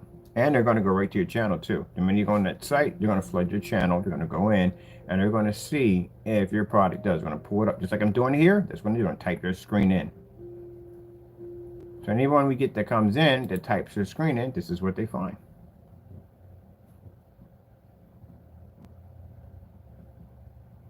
They find our technology taking out their certified screen.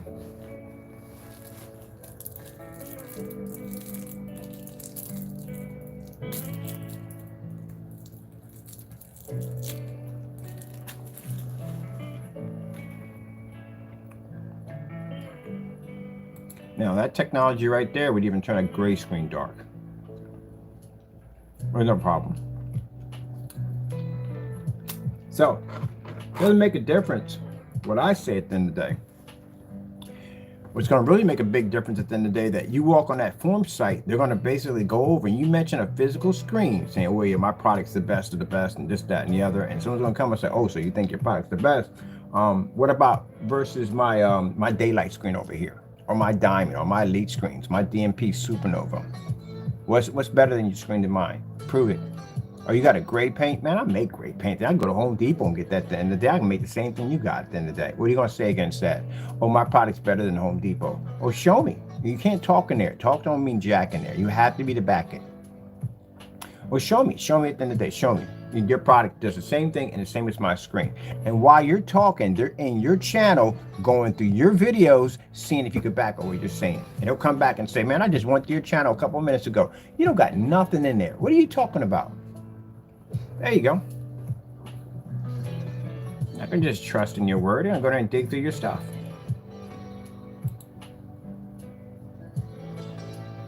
You have to do demonstrations honestly and by the book. I got demonstrations to go back on certified 7 and 8 years. You see me in any lawsuits? You see me going to court for anything? Nothing at all. You know why? Because I did the demonstration correctly. I didn't try to basically tamper with the product. I didn't try to make it look bad in any way whatsoever. I did everything honestly and by the book. If I didn't, they would have caught me on it. I'd have been sued by now.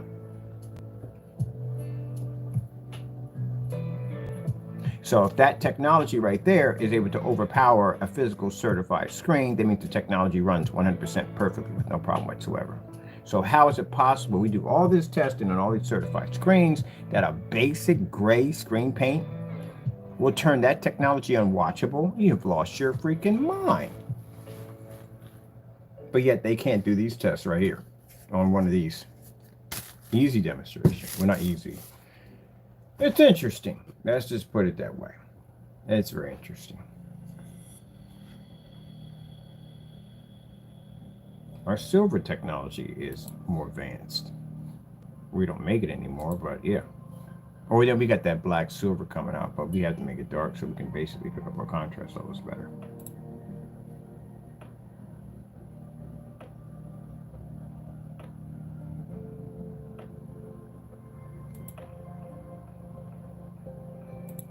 Oh, and when I showed off my projector, yes, they'd be like, "Oh, it matched your black projector." That projector is coated in black paint, and our black screen paint, that's what it's coated in. It was designed for a design we were doing with the projector mapping applications, where we actually map the projector along with the screen. See, that's why I said when people talk nonsense, you don't understand how my brain works.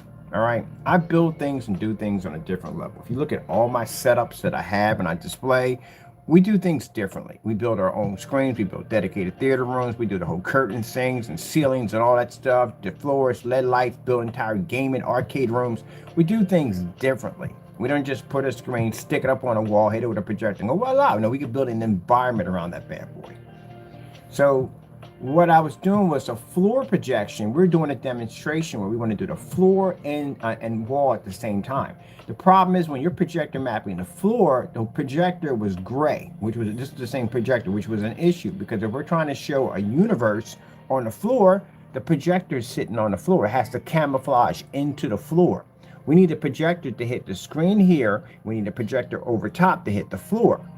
If the projector over top is projecting our star field here, or our vortex or wormhole, whatever we need here, and we need the outer space to hit the floor, this projector being white would have been a problem because it wouldn't have blended in with the contrast levels because it's a white projector. So it had to be coated with our screen paint so it would blend into the floor so you can't see it. That's why it was done. So when I pulled the projector away, yes, that projector was coated in black technology, which means we turned the projector. Oh, wait, that's a freaking good idea right there. Why didn't I just think about that before? We can show a movie off a projector while it's projecting. A projector on a projector. I like to think of weird, crazy stuff like that. Showing a movie off a projector while it's projecting. That's crazy. That's absolutely crazy. See, that's the kind of stuff that goes through my head all day long. Weird stuff like that. Just mind-boggling stuff to mess with my own head. That's why the projector was coated. Did I ever upload the Matrix? The Matrix, the projector screen, Sony. We went through all our screens already. But that's what they'll go through. See all these screens right here? This is what they're expecting to see when they hit your channel. You see all those certified tests, certified tests, certified tests. All I got to do is just type. I can type in each individual screen, or I can make it easier for myself and just type in certified projection screens. So all I got to do is type in this, and it'll go right over to your channel, because this is what they're going to do when you're talking. You're going to go, okay, this guy is talking all this nonsense about how he does certified projection screens. Okay, let's see. Let's go over to his search, because they're not going to go through all your videos one by one. It's just too much work. Okay, let me see what we got here. Let's see. I'm putting basic certified here and see if this guy's talking trash at the end of the day. No, we're not. When we put in certified, we don't just, let me put it this way. I'm going to show you, this is going, for your gray paints at the end of the day, this is going to basically put a bee in your bonnet, so to speak. One of these screens would destroy your product very, very easily. We can do 11 to 18 of these units at a time. You're terrified of one of these. We knock out 18 easy. Here we go. We got this is a 12. 12 knocked out, let me see, 1 year ago. Knocked out, let me see, about 18 certifies. We got around here 12 over here, 11 certified screens. That's what you're going to have to prove. So when I'm on the form site and I'm talking about, yeah, we could take out certified, we could take out physical at the end of the day. It's not a problem for us. You know, our screen paint's different. We're not the same as everybody else. I don't know about them. You can go to our YouTube channel and search. Some people will go before we even get a chance to say that. They'll pop over and go on our channel. They'll type in certified projection screens, and this is what they'll get. 1, 2, 3, 4, 5, 6, 7, 8, 9, 10, 11, 12. 12 screen certified. And then they'll come back and the first thing they say is, where do we buy? You have any idea how much money is landing against my screen right now? A lot of money. That technology is under 500 bucks. And they're going to say, what about with the lights out? Here you go. What about with the lights on? Here you go. When you do a demonstration, you have a demonstration outside? We can't go outside. Yeah, I know you can't go outside because I tested your stuff. You literally can't take it outside. What about ultra short throw? You ultra short throw compatible? Well, we have a screen for ultra short throws. Well, our screen does both ultra short throw and long throw. We don't have to swap out to a different screen. What about your angle gain? I can do an angle gain at 180 outside.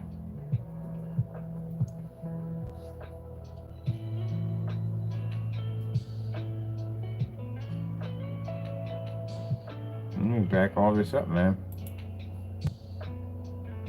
Gotta have your lights on too. They want to see the lights on. See all those certified screens I got in my hands?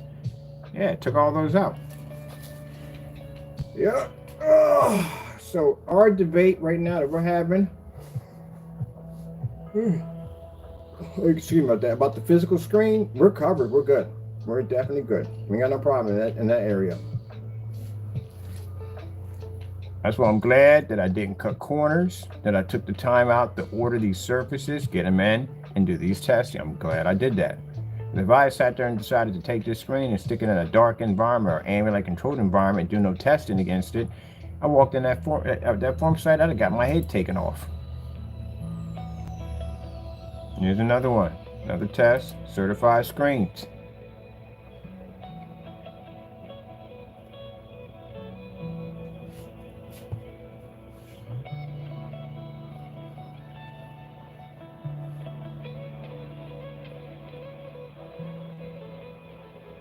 Ooh, that's a good idea today. I think I'm gonna do all three of them.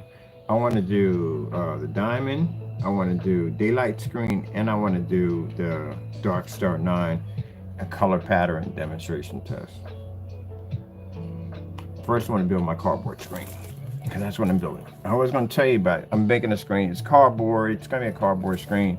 It's only cost me $4 to put it together, so that's what I'm going to be doing. Another thing they're going to ask at the end of the day is your distance throw. That comes up a lot too. How far are you from the screen? What's your distance throw? We can show a distance throw at around 25 feet. That's as far as we got back. Let me see. So that'll come up. Check your channel for projector distance throw. So if you're constantly using ultra short throw projectors, you got a problem, because you can't do a distance throw on ultra short throws. That's why we have screens that can drop back 18 feet, 27 feet, so forth, because we do distance throws. Let me see. Yeah, that physical screen, boy, I'm telling you. It's going to be a nightmare.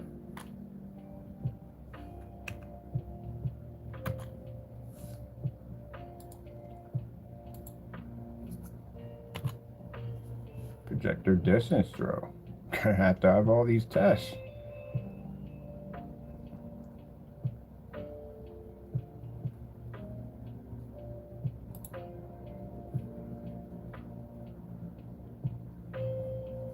Baffles me on like how much testing like I literally had to do to show products off. Oh, it's way worse than that. So if you're doing distance throw, just so you know, if you're going to do one of ours, you have to have a ton of light wrapped around the screen. You have to make it extremely hard for the projector. Ours usually will pass through 2 rooms of light. So you're really going to have to, you know, do it up. You're going to be way back over there. That's where you're going to be, way back in the next room when you do it. Oh. And you have to do an overlap. You can't do it to fit the screen. You fit the screen, it's going to be compressed. You have to do it overlap. So it has to hit the back of the wall and everything to show basically the difference. You have to max out your pixels. That's a 720p projector. It's best to do the demonstration at 720p, because basically, like I said, if you're doing 600 by 800 res, your resolution count is poor. And that's the best way to do it. If you can pick up an image sharp that you can see from that distance at 600 by 800 at around 25 feet or 16 feet or 18 feet with light wrapped around your screen, your product is good. If you're doing this demonstration, you're in a dark environment, and I've seen somebody do this, they'll take the projector and they'll push the lens down. So it's real, they'll push the zoom down. When you push the zoom down and you bring the projector back, what they're doing is they're basically compressing the image. That's what they're doing. Can't do that in a distance throw demonstration. You got to bring the lens all the way up. So that way you basically strain your pixels. So you should be able to pick that up at around 16 to 18 feet with direct light right on top of the screen. Not light behind the back of it, not like directly on top of the screen. You want to make it extremely hard for the projector to produce. And at this particular point, I didn't have any venue projectors. I had all basic projectors. My projectors in this demonstration were 2,000 lumens. In fact, Old Faithful, we can drop her at 25 feet at 1,000 lumens in the daytime, and she'll still hit. So this is what you call a distance throw test. Now, what they do is when they cheat, they use ultra short throws. Because again, I told you the distance throw isn't there anymore because it's ultra short throw sitting on top of the screen. These are cheat demonstrations. And the reason why, like I said, if you're going to be using a commercial environment, some of these people are going to be using venues, some of these people are going to be back a great distance, going to be a ton of light in the environment, your screen physically has to be to pick up. So sometimes ultra short throw, not good at all, period. And then that, if you're still using ultra short throw and you're in a dark environment and you're using ultra short throw, that's still a huge red flag. If you can't pick up a foot and you have to be in a dark environment and your projector is literally sitting right on top of the screen, then there's no way in the world you're going to survive at 18 to 25 feet back. It's going to come up. Because that's one of the things that came up in one of the rooms. They were like, how close is your projector sitting to the screen? Because we were outside. And they're thinking, like, how many lumens are you using? Are you using 8,000? Using 10,000? What kind of projectors do you guys got out there? It seems that has to be something crazy expensive. Because again, they're not getting the same results on their end. And they're using very expensive machines. So they figure we're using the same expensive machines also. We're not. Our projectors are freaking paperweights. So I showed them the Chrissy with the 250. That was a Chrissy LW401. That's a $270 projector. They're like, that can't be right. It is. It's right there. Now, that's the reason why I want the showroom. I want the showroom so we can have people come down and look at these screens. But as I said before, you know, when you got people at the end of the day that are not experts in the fields, and we know you're not experts in the field, and you think that you can basically look at my products at the end of the day, or actually you tested my products, and we got people who have never tested our products, and they're experts. They've been here for years. And they can tell our technology is immaculate. Even when we go to the forum sites, they've been through all my stuff already. Not all of it. Sorry, we got about 10,000 videos in. Oh, my unboxing on my Hitachi. Yeah, I got to get another one. These projectors are so cheap. They're like $60 for these projectors. Yeah, it's right there. Baby. See these projectors sitting on the floor? Yeah, we buy a lot of projectors. See my screen? It is approximately, remember the guy said at 2 o'clock. At 2 o'clock, this was sad. The guy had the screen at it was about 2 o'clock, and he couldn't get his screen to run. It's a screen that washed out that was playing the soccer game. I want you to look at the time. It says right there on my screen, it's 2 o'clock, and my screen's running. See? Right there. It's 2 o'clock. 2:06. And my screen's running perfectly clear, with no washout, no fading or anything. There's no way in the world that screen should have ever washed out. Not the projector he was using in that environment. He should have never had that issue. See what I mean? It's 2 o'clock. You see all those colors pop up on my screen? See how beautiful the image pops up? No washout, no fade, nothing. There's no way in the world your screen should have ever looked like that at all, period. There's the Sony. See, there's the Sony right there. My Sony right there. That's Hitachi, if I'm saying it correctly. It's a good projector. Only the problem I have with those projectors is you can't exactly change the bulbs because they have a kill switch in them. They basically were shut down. You have to take it back to the manufacturer. Oh, distance throw. We're in a distance throw? Yeah, we're in a distance throw. Oh, what projector was this? This is my Epson projector, ultra short throw right here. $95. $95 for that projector. That's on my custom 235.1 silver platinum screen. And see the condensed lighting, making contact all times with the wall. Very important. These projectors, 95 bucks. That's it. Some are even cheaper than that.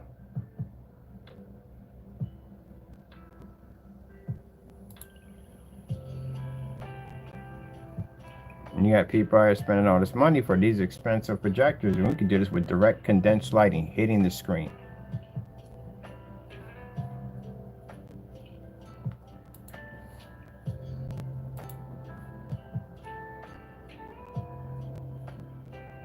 Ah, my 1,000 lumen projector. Right, that's Old Faithful. We're about to bring her out. Old Faithful is coming out. Yes, here we go.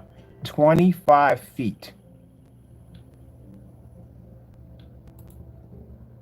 An AR9. Picked up at 25 feet from the screen. This is my screen, way over there. We're dropping back. This is my projector before we converted it to black.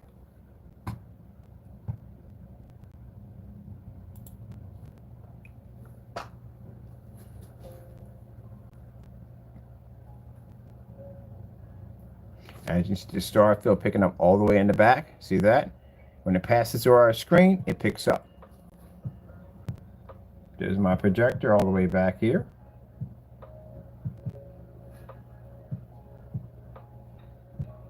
See all the lighting we have in the environment? So, again, when you're doing constant ultra short throw demonstrations, you cheat this test. If you do a demonstration, I've seen people try to do long throws, and if this thing fits in a 100-inch screen at 16 to 18 feet back, they'll go back and look at the model number of your projector. They'll go over to Projector Central. They'll pull your projector up, and they'll go over and look at the distance throw calculator. They'll pull it back around the same range you have it at, and they'll look at the size and like, wait a minute, how the freak is this basically fitting in a 100-inch screen? At around 16 feet back, you should be about 120 inches, which means you should have easily overlapped the 100-inch screen you had on display. Then they'll know that you had the zoom pushed down, which basically causes the images to compress tighter to give you a sharper and brighter image. They'll pick all that up in a hot second. That fast, that quick. So when they were looking at our projectors, they were like, okay, I want to see your distance throw demonstration. I was like, here it is. Here's the distance throw. There's my projector. We're using an MP1150, which is around 3,000 lumens. We are around, let me see, measuring tape shows you right there. We are 25 feet from the screen.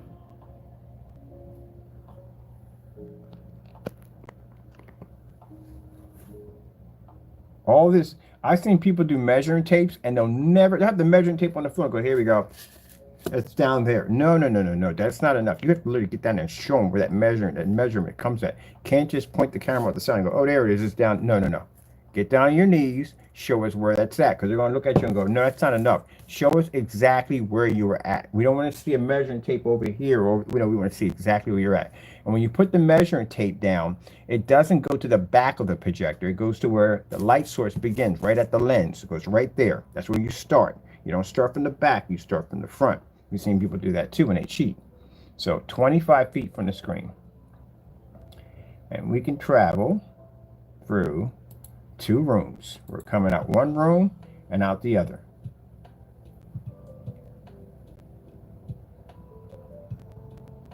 So, another big question here.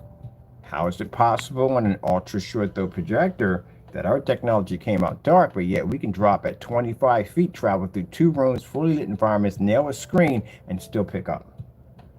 If that was the case, then the 250 wouldn't exist. It'd be virtually impossible. Can't pick up to be a virtual. That's a big screen to try to hit. That's what they were shocked about too. When we did the 250, they were like, wait a minute. See how beautiful that color pops up? So it's overlapped the entire kitchen. The only area that picks up is that. I need to put this demonstration up. What am I doing here? Oh, man. I'm putting it right on my page. This is a good one, too. The 25 feet.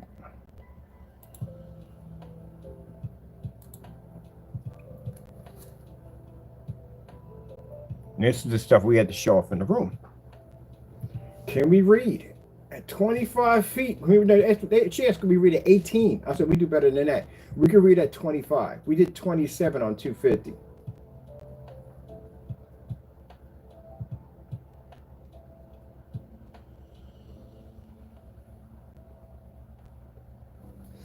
I am going to put this right directly to my site. Hold on for a minute. That's why when you saw me going in and updating the website, all I had to do was just type in 235.1, pull in videos, portrait mode, pull in videos, tabletop, pull in videos, ceiling, pull in videos. We've done tons of demonstrations.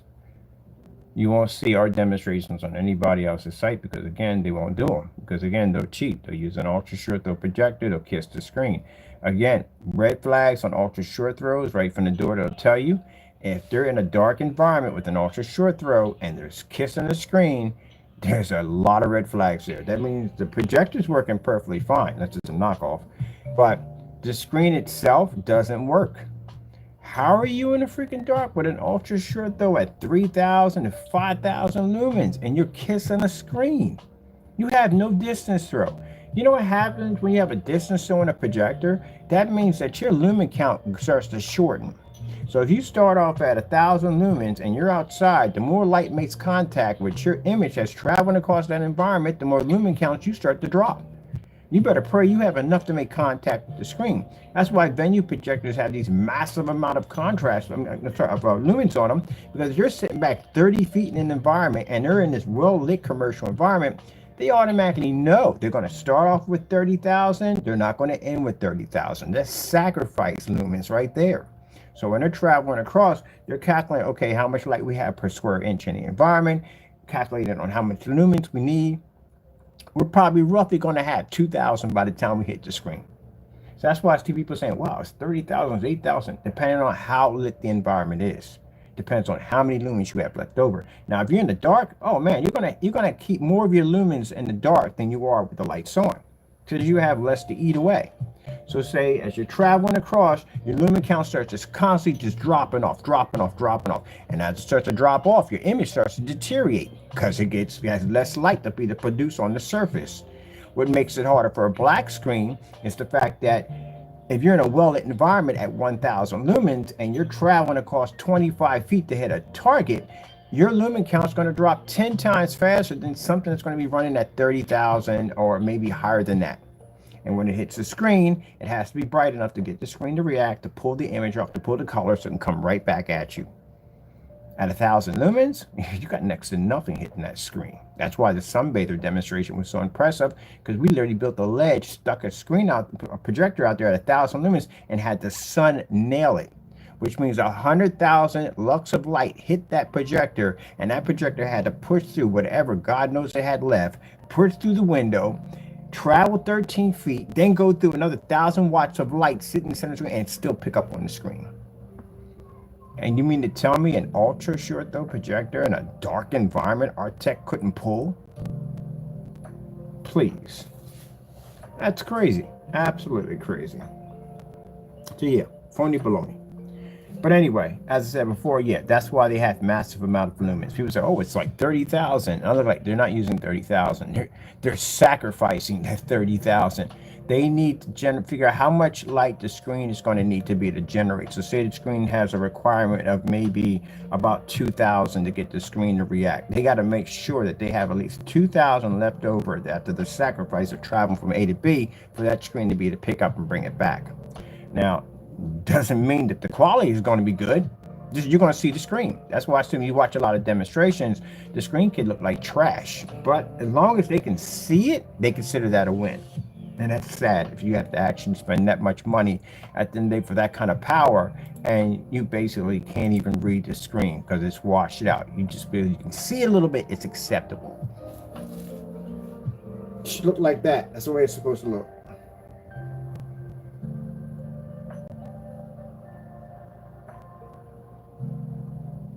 So if we could function at 3,000 lumens at 25 feet in a fully lit environment, if we don't have 3,000 by the time we make contact with the screen, what do you think we do on ultra short throws?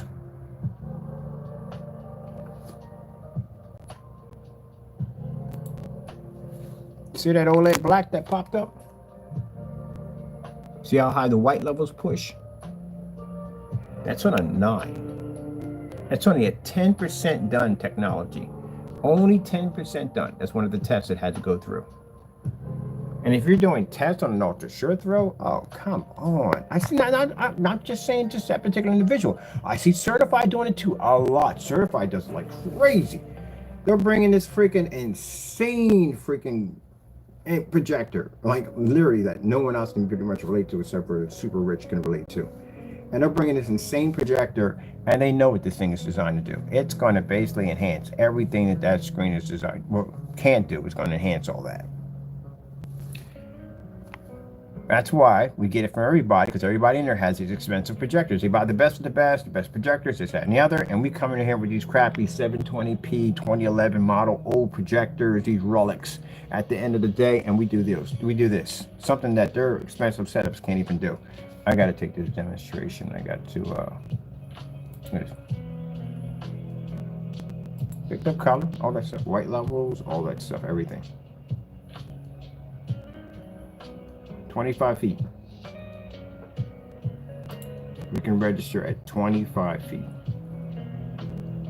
So when we hit the 25 feet mark, it's a little different when you're at 27 feet and you're trying to nail a 250-inch screen, which means even though we're at the normal size, which you would have your screen at 25 feet for this projector because it expands all over the place, but when you're 27 feet back and you're trying to nail 250 inches and it's outside on top of that, which means your lumen count drops even faster out there. At 4,000 lumen ain't jack out there. That's why a guy sat there and said, I have a few people that do understand what we're talking about. Well, a lot of people don't understand what we're talking about. And when they say you're using only 4,000, because the sacrifice field would be 4,000. That's what happens when you're outside. That's why you see 8,000 lumen, 10,000, 20,000, because 4,000 is going to disappear extremely fast out there. That doesn't last outside.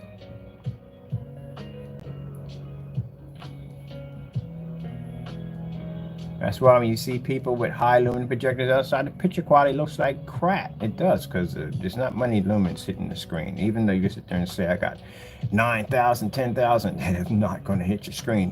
The light's going to eat that up quickly. And like I said, watch my promo demonstration with the church. Those lights they had wrapped around the screen, those are the lights wrapped around the screen. The church itself, had lights throughout the entire unit. That's 7,000 lumens. It wasn't 7,000 lumens by the time I made contact with the screen. That screen wasn't even there. At 7,000 lumens. Yeah, we definitely got to put this one up. I don't even have this one. Oh, do we have a distance throw demonstration on our website? No, we don't. Just save this right here. Come back to that later. So these are the questions you're going to be asked when you go against a physical screen. They're going to ask you distance throw. Going to ask your contrast. Definitely going to ask you contrast. Going to ask about your color, capabilities, white levels, different calibers of projectors, how you run on ultra short throw, all that stuff. And they're going to go right through your account and they're going to dig it up. If you do, we put down 1,000 lumens. That's it, 1,000 lumens. Because again, it came across several times that maybe we're using high-powered lumen projectors to make our products look good. As a matter of fact, somebody made a statement in one of the videos, we know who, sat there and said that he only uses, you don't crack books, do you? You need to crack books, dirty, because we've had people come in and say, well, you guys got to be using like heavy, high-power projectors to do that. At the end of the day, there's no way in the world black screen can do that. Yeah, this is all the demonstrations on Old Faithful. There's a lot of them. She's everywhere. I like that projector too. I wish I could get a projector of her caliber, and here we go, and a 1080p model. 720p doesn't make a difference, but I do want a 1080p in that model. So this right here, we have Old Faithful. We have her in a well-lit environment, as you can see. For those people who don't understand well-lit environment, because we have people get this mixed up all the time. They think because this is dark and all this is dark and all this. See how my LED lights don't activate? They don't activate because we have this much light in the environment. And see how the screen is not sitting on the floor? See how close it's sitting to the ceiling? Because we want as much light as possible to make contact with the screen, so the lumen count would have to fight even harder. See that glare light? This is what you should have, how your screen should be looking. It should not be sitting on the floor. If it's sitting on the floor, those overhead lights aren't making much of a contact to the screen. You're hiding it. So it has to be up high, up high. Only time I have a screen sitting on the floor is if I'm in the process of basically getting ready to hang it. That's it. Other than that, it's up. We hang them up. So, ooh, I forgot about that. Can we point that thing all the way up at the ceiling? I think we can point that thing to the ceiling. That's why I like the scaffolds. The scaffolds, when we put our screens on those, we can raise those things really high up. I think I'm gonna get a little taller ones. That way, when I go into on site, I can raise it higher to the lights. Because man, that's impressive to watch. It really is. But if you notice that, see right here, see where my projector's at? I could have put my projector down here, which would have made it easier for the 1,000 lumens. But no, I put it all the way up to the top because I want as much light as possible to make contact with my screen as my 1,000 projector is traveling 13 feet to make contact. That's all the room we had in the environment against 3 white surfaces. So this is the stuff, like I said, don't worry about me going through your channel because at the end of the day, I've already done the research already. You're going to have to worry about everybody else going through your channel. And this is what they're going to look for. And there's a difference between a customer and a person who basically has been in the field for a long time. Imagine you're going to have people just like me going through your site going, huh? Did he do 1,000 lumens? Let me see. We've done 1,000 lumens. Matter of fact, we're bringing out Old Faithful. Yeah, I like using the older projectors. So much fun. And Old Faithful does take a lamp. I found out the lamps on her are freaking expensive. She was, for a projector that was made like in, I think, 1999 or somewhere there, her lamps are like $100-something for her lamp, for that little projector. But you see how we do this demonstration, fully lit environment. So again, ultra short though projector, 3,000 lumens. How does my product become dark? If I'm doing this at 1,000 lumens and I got white surfaces against the screen, I got a lot of light hitting the screen. Yeah. That's why if we do bump, we haven't bumped into any of them down over there. They don't come over there. They can't go over there at all, period. Can't go over there at all. And if you go over there and say, we got great paint, they were like, they say, you're in the wrong section. You got to be over there with them. They make the great paints over there. That's where you need to be at. We're accepted everywhere over there because we can back our products. So I can go to TV, I can go to gunmetal, we can go pretty much anywhere we want. As a matter of fact, someone was asking about a golf simulator. We could do that too. But you can't be over there. Well, you can be over there. They do have a section for gray paints. You can be over there. But keep in mind that it gets kind of rough in there too, because again, if you're saying that your product is special and different, they're going to say, well, you know, hey, look, I give out my products for free. I have it posted. I would love for you to do a side-by-side demonstration and show me. What are you going to do then? You're going to leave the channel, go to somebody else because you can't back it up? You know, it's interesting about that. How do you live with that? I couldn't live with it. You may, at the end of the day, you have to understand, some people, if they're going to fool you, or some people, if they're going to basically fake their own demonstrations, you still got to live with that yourself.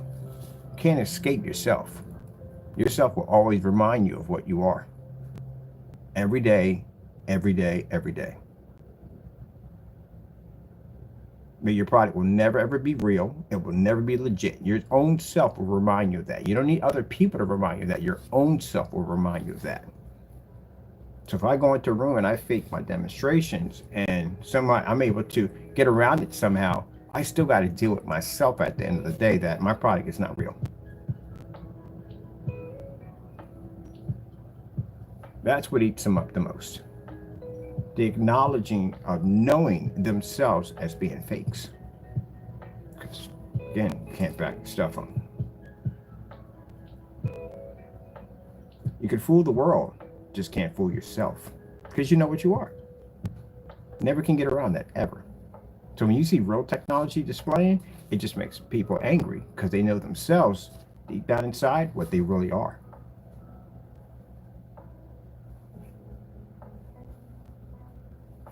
I know, I got a habit of getting in people's heads. But it's true. Either you're real or you're not. You got people that are who cheat to get ahead in life and whatever, but deep down inside, they basically prosecute themselves because they know deep down inside they're not the real deal. And then when they meet the real deal, it's even worse at the end of the day because they know deep down inside they're not and they are. That's what it comes down to. Look at that. See? I can't wait to do this demonstration on site. We got to bring Old. That's what I'm trying to find Old Faithful. I got to go into the storage room. What do we got right here? I got to go into the storage room of what the freak? I got to organize that place in there, man. I just do stuff in there. I got to organize it. If I organize it, I can get to my stuff. And I got to find my other, I got an offer from a distributor a while back. They're interested in our technology. But again, like I said, I'd rather do, if I'm going to do a distributorship contract with any country, I would rather do it with the acoustic screens. Much better, much easier. The shipping on it is crazy cheap. You can fold that thing up into a little pouch, and then things do so much. I mean, you can do all kinds of freaking visual effects. You can use it for DJ screens. You can use it for just about everything you want. Movie theater, all the whole 9 yards. It does everything. So it's fantastic. And sound travels through it. So it's fantastic. So I'd rather go the route of sending that because sending physical screens, yeah, they're bulky, they're big, they cost money to ship over. Doing paints, yeah, you've required all kinds, tons of paperwork just to go through customs. But this Surface, man, that stuff is fantastic. We can ship that anywhere we want. And a little tiny pouch. And it's easy for the customer to transfer anywhere they want. And they come at 150. So you start off with a big Surface first instead of they nickel and diming you and going, okay, here's 100-inch. But if you want to go bigger, you got to pay for this. And if you want to go bigger, you got to pay for that. We're just going to nip that in the butt just to make it 150 inches. If you want to basically stretch it to size around the frame, you can actually take the frame, stretch it around, clamp it to the back if you don't want to cut it, and it'll fit your different size frames that you build. But the max size you can get is 150 out of it. And on top of that, when you get done, unclamp it, and it just goes right back to normal. Tell me you can't get any better than that. So I thought that's what we're going to do with the acoustics. Best way to do it. They're pre-coated, already done, and that's it. And we'll test them against certifies. So that's the screen we're going to do for our contracts for overseas. The shipping will cost them nothing. The shipping will cost us nothing at the end of the day. It'll be fantastic. It's a win-win all the way around. So we're going to build different size screens. So I'm going to do 100-inch, 120, and we're just going to do a basic pull over and clamp. That's it. Hang it up and be done. That's it. When you're done, you just take the clamp off the back of it. It goes right back to its normal shape. So there's our Starfield demonstration. So my projector at 1,000 lumens is picking up a 100% contrast level, of course, against the white surface. And there's my projector right there. There's my Sony right there. And there's our white levels versus the white surface.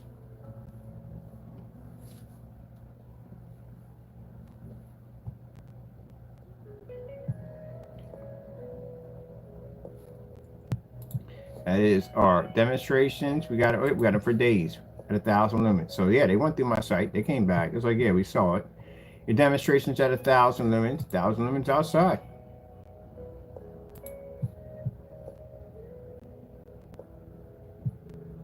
See? Same demonstration. Snow right outside.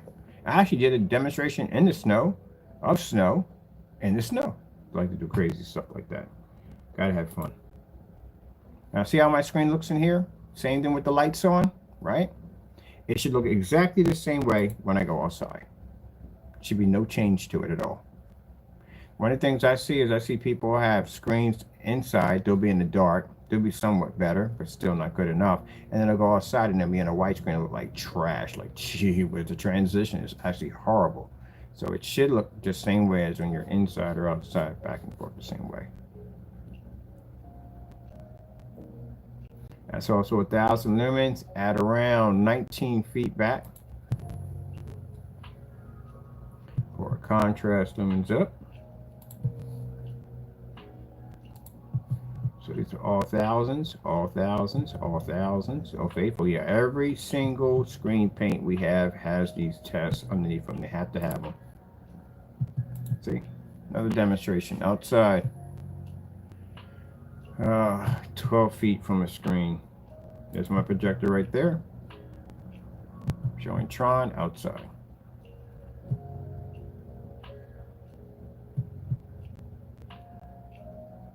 Which is another demonstration that I need to save because I'm posting that to my site too also. Here we go. And no blinds out there. Keep in mind, for people who sat there and said that we don't operate at 1,000, don't do that to yourself. As you can see, we got no blinds, no roof, no walls. There's nothing there protecting the screen at all, period. And 1,000 lumens from around, we're at about 12 feet. Yeah, 12 or 13 feet from the screen, or 18 feet, somewhere around where the deck is at. Anyway, there's nothing much left to anything by the time it reaches from here to here. Not going to happen. You don't start with 1,000 lumens, end with 1,000 lumens. That's right there. Let's go dig up, let me see, 1,000 lumens. Oh yeah, that's why we got the 1,000 lumen projector right there.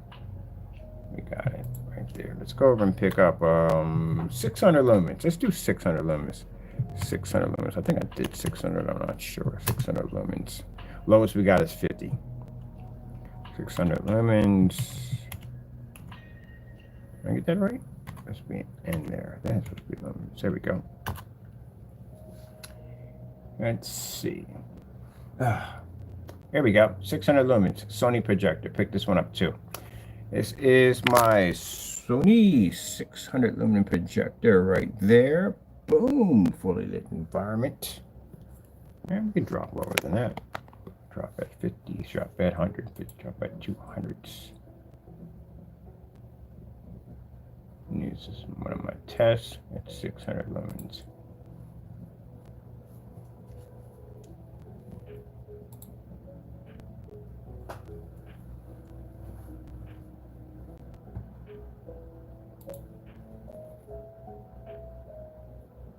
Slide it a little bit off so you can see basically the difference between that and the white wall.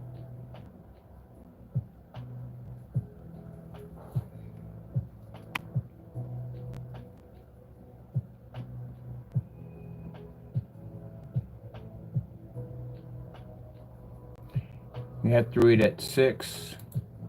Now this is the reason why, like I said, 600 lumens, this is a 12, right? FLE is a little higher than this now. That's why the FLE is a little different. They can pick up at picos at 50 on black.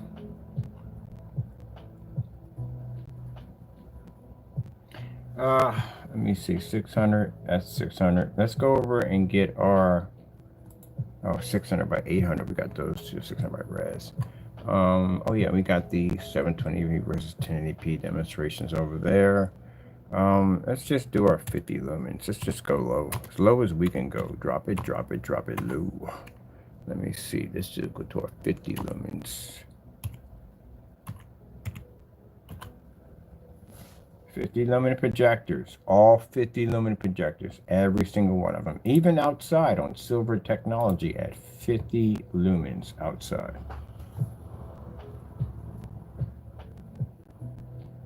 There's my projector right there.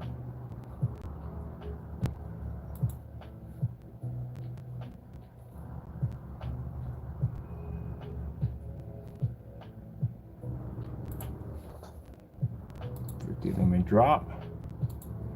Let's go over here. Same projector. Oh, this is my 2,000 lumen projector. No, sorry, 200 lumen projector. That was a Brookstone. That's another projector we support also too.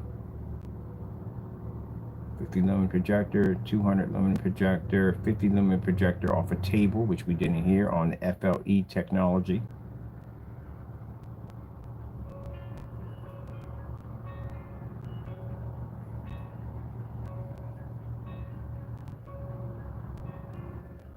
You have to have all these tests have to be done. And people want to get mad at me at the end of the day. Look, there's a reason why I tell you these tests. What are you going to do with the form sites? Form sites are crazy, man. I freaking love the challenge. Every time we got to go in there and battle with somebody at the end of the day. That's 50 lumen projector, the same one we got here. I've had this projector for a while. I'm in an environment, like I said, farther than your ultra short throw projectors. Fully lit environment, more light in this environment than I see in most demonstrations, or all demonstrations I've seen so far. That's a 50 lumen portable projector. And then you got somebody get mad and get upset and go, oh, he uses all high-powered projectors. You really want to go down that road today? I mean, I don't think you really want to go down that road, seriously. And we could back ourselves up for days.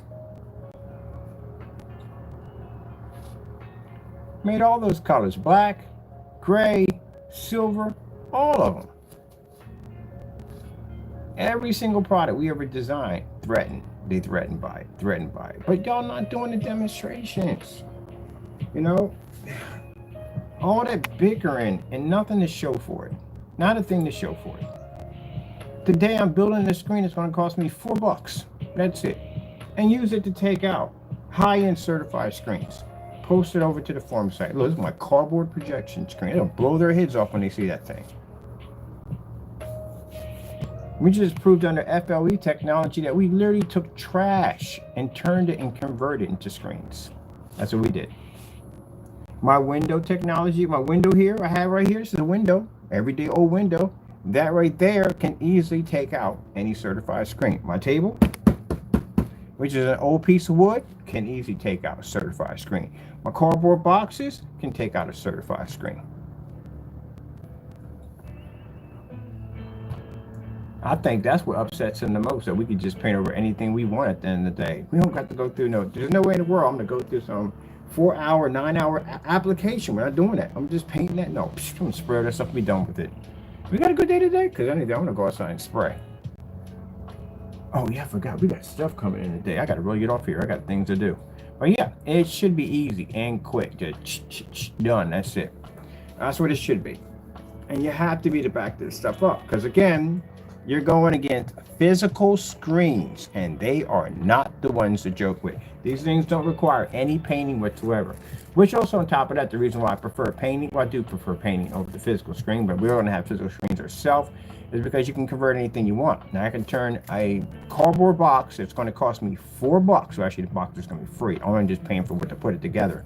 So altogether, I'm paying $4 for my whole screen. That's it. $4. And I can take out a $6,000 projection screen.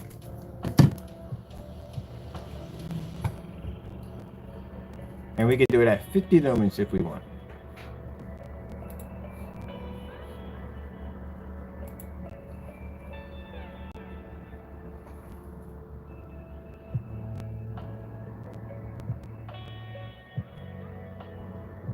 The FLE technology, I would say, is feared the most out of all the technology we've ever engineered. It is feared the most. It is. Out of all the technology we developed, FLE is the most dangerous technology we have. It's feared the most.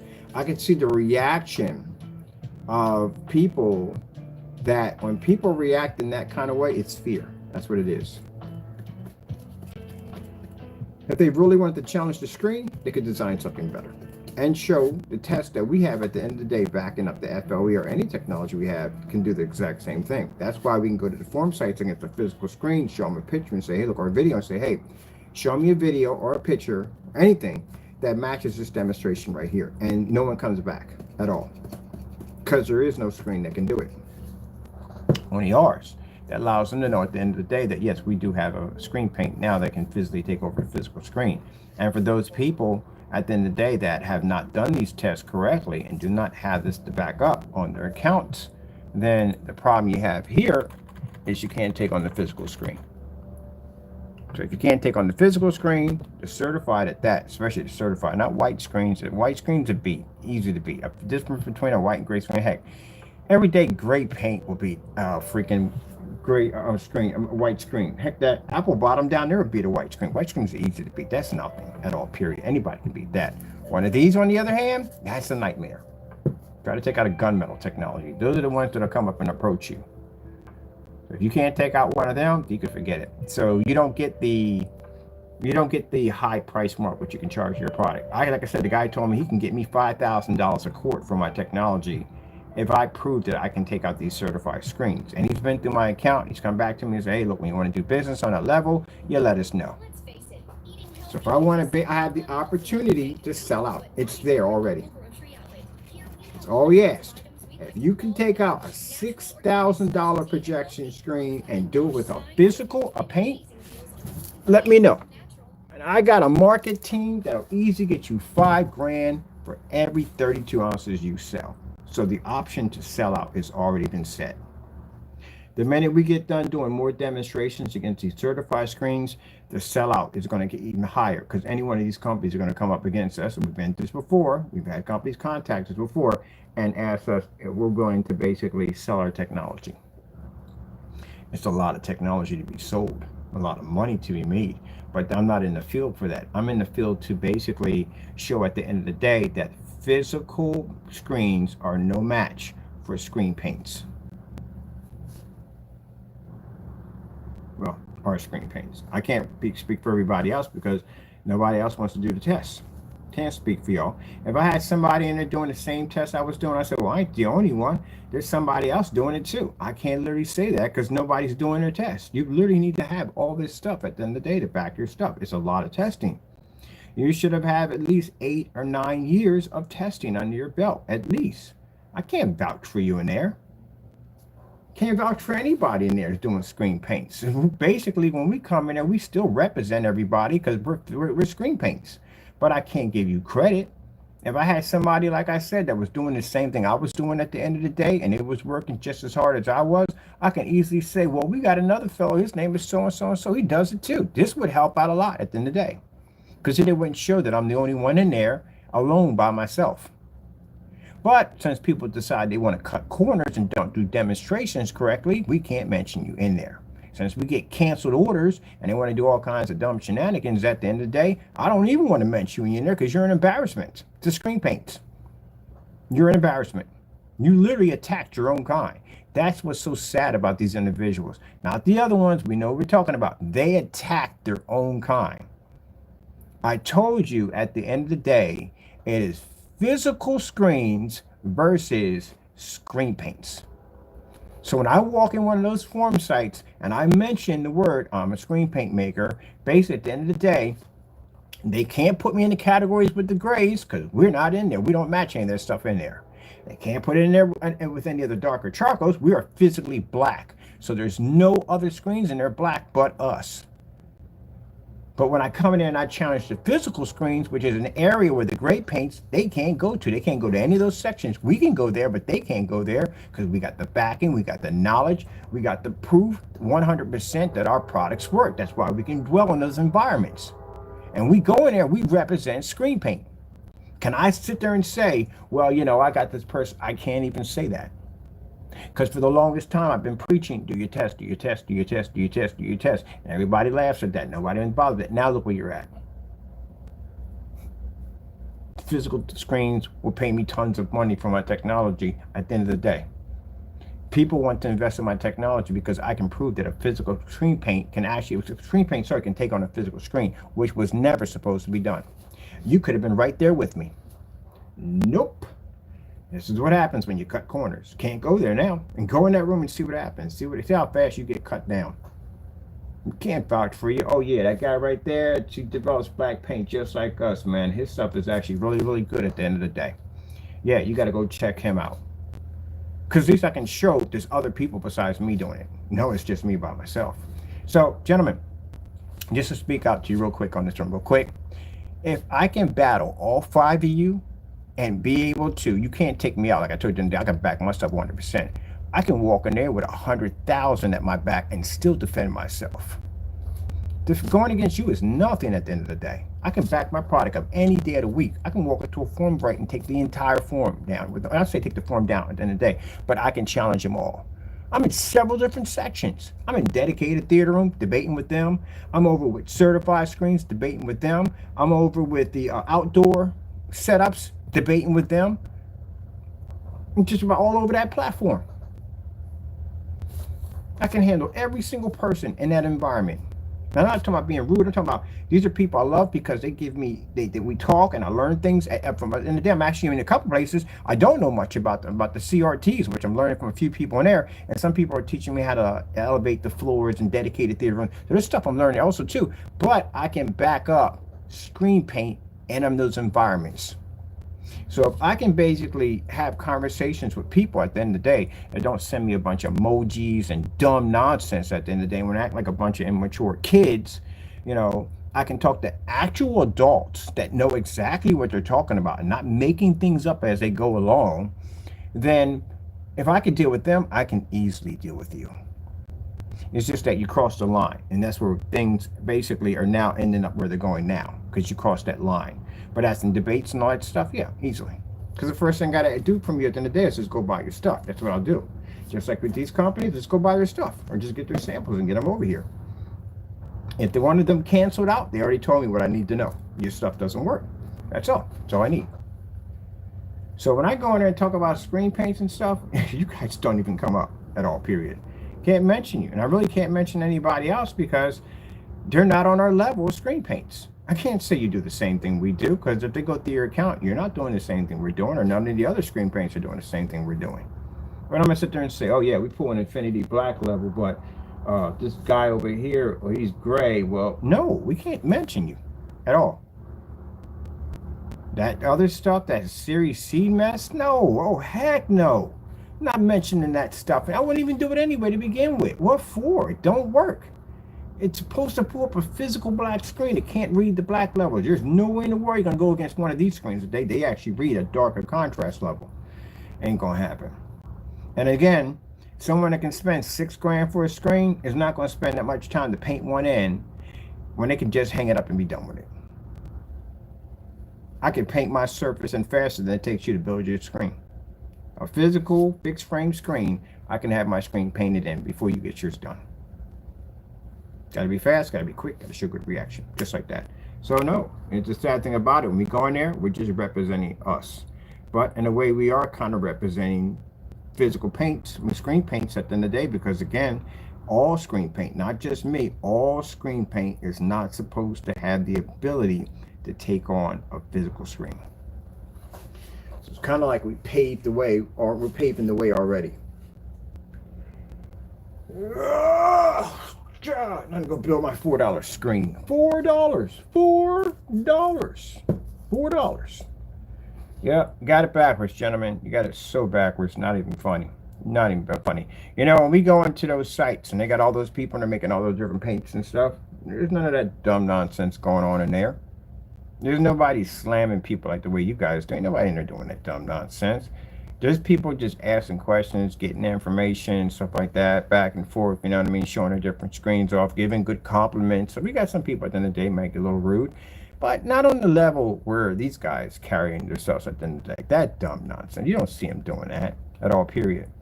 When I see that kind of interaction with people in the projector community, that puts a smile on my face. That shows that people in there are educating and respecting each other, but you guys don't do that. You guys got to carry on and act up and do fault demonstrations against people's products at the end of the day. That's what y'all do. Because you're afraid. And I can see why you're afraid. You can't check on a physical screen. So, I got to get back in because I haven't even shut off my demonstration of the FLE, the sun killer. I haven't shut it off yet. I showed in one section. They're talking about ambient rejection technology. And what first thing I do is I don't show it right away. I just say, hey, does anybody have a gain that can take in 100,000 lux of sunlight? That's all I leave up there. Let them come into the room and let them say, oh, that's not possible. That's version impossible. No screen that can take on sunlight. It's not even possible. You got to make the doubters the believers. Those are the ones to become your biggest fans are the doubters. The biggest doubters in the world will become your biggest fans at the end of the day. Those are the ones who become the strongest believers. And they'll come in, and right now we got the room filling up for them to come in. They're all talking, they're chattering, talking about basically about how it's not virtually possible. You know, some people saying it is possible, some people saying it's not possible. We haven't showed it to them yet. It's gonna blow their freaking mind at the end of the day. Wait till we do the styrofoam. Oh, they haven't seen the styrofoam screen demonstration. It's like doing everything all over again for new. Because, you know, you got to have this, oh my goodness, the discussion that they had on physical fixed frame screens on how the screens have to be just so for a better application, better image quality, all that stuff. Wait till they see my screen made out of cardboard. This is going to be interesting. This screen's made out of cardboard. Yeah, it's going to be interesting. So, yeah. This is gonna be fun. I'm having a ball in there, having a ball. And I know we got people at the end of the day that are trying to figure out how to go in there and try to make things right. It ain't gonna happen at all. Period. It ain't gonna happen. Because you go in there, you get your stuff. You won't go. The reason why you won't be in there because you can't back your stuff. Can't go in there. We're gonna be on sites, and I'll see people pop in and go, "Oh, our stuff." Yeah, you're gonna have to back your stuff up. Matter of fact, you don't want me in there with you at all, period, because you think the questions I'll ask you on YouTube are hard. Wait till the ones I'll get in there, I start answering. I got an audience in there. So I'll put you right on the spot. You want a little bit of fame? I'll put you right on the spot. I'll have you walk out of that room. You can't stand there. I'll have them go right to your YouTube channel, go right to your account, and make them look at all your stuff. See if you have anything you can back your products on. As a matter of fact, we got stuff on y'all at the end of the day, so I wouldn't go in there if I were you. And the first thing I'm going to request, because I got you right you on the spotlight, and I'm going to request that, hey, look, what's the difference between your product and house paint? Knowing you can't do it. So, no, you don't want to go in there. You stay out of there. On the other hand, I'm going back in because I'm going to go represent the screen paints. I can't forget when the guys out there and said that physical screen paint can't take on a physical screen. I can't vouch for the rest of y'all, but he can't. I'm hoping that the screen paint start doing more testing at the end of the day, so hopefully I can see it one day. But I know for me, when I go in there, I'm definitely proved that theory wrong. Gunmetal technology. Just gotta check gunmetal technology. I can't wait for this. I think the black technology I have fun with, but the one I'm going to have fun with the most is the gunmetal, because they're in there. Look at it. This is our technology under gunmetal, man. We're beasts when it comes to gunmetal. I love freaking gunmetal. When I do my gunmetal this time for the Interior, I'm gonna make it weatherproof, because there is no weatherproof gunmetal screens. So keep in mind, for people who are saying that their products are gunmetal, you are not gunmetal at all, period. In order for you to be a gunmetal, you have to take out a gunmetal. You have to. And I'm not talking about one. You have to take out dozens of gunmetals. See right here? This is our gunmetal screens versus certified. You have to be to do this demonstration. See that? So you're going to have to do I think there's like 8, there's a lot of gunmetal screens you're going to have to do. 1, 2, 3, 4, 5. 1, 2, 3, 4, 5, 6, 7, 8, 9, 10, 11, 12. It's 12 of them you're going to have to finish off to do against your gunmetal. You got to. You don't have a choice, because again, you're going to that forum site, you're definitely going to bump the gunmetal something right. They're all over the place in there. So again, our black technology can easily maintain in there with no problem. But the gunmetals, they're definitely going to challenge you. Gunmetal, what's the difference between your gunmetal and my gunmetal? Oh, it's no. Oh, boy, you think we're going to have an argument? That's going to be an argument to no end. That's definitely going to be an interesting debate. A physical screen paint? Are you kidding me? Gunmetal? Compete with a physical? Oh my goodness. Oh, I can hear it right now. I can hear it right now. I can hear it right now already. I can hear it right now. They would definitely lose their marbles on that one. I mean, the black screen, they have to admit, because basically it has the infinity level attached to it. Okay, they have to admit that. It's going to be better. But you're talking about, wait, now you're telling me that gunmetal screen paint can take on a physical gunmetal screen? That's going to be the debate of a lifetime. Yeah, this is what I told you. It's going to be interesting. It's going to be interesting. It is going to be interesting. That is going to basically ruffle some feathers like you've never seen before. If you don't see me on YouTube that much, that's going to be in there basically debating this at the end of the day. So, like I said, if you're calling your stuff at the end of the day gunmetal, you can't call yourself gunmetal unless you physically can take out gunmetal. Because you're definitely going to bump into them guys in there. Like, oh no, you're doing too much. See, there's a gunmetal technology for something right there. You're doing too much. You are doing too much now. So now you're telling me now you can make our screens out of screen paint? No, we got this carbon fiber and so on and so on. So, and they do have this really crazy carbon fiber and freaking materials and stuff to make their screens and stuff. But your gunmetal, keep in mind, we have 38s. We've done this before that can take out a gunmetal screen. Matter of fact, this was what? This was gunmetal. Yeah. Yep. This is gunmetal versus our gunmetal. This is going. They're gonna lose it, and they're gonna lose it even worse. The worst on how much it cost. That's gonna basically go. What the frick? It's gonna be under 300. Under 300, and it's going to be fully weatherproof. It's going to be ultra short throw compatible, which means we don't have to have any special screens. We can go outside if we want to with it. They can't do it. There we go.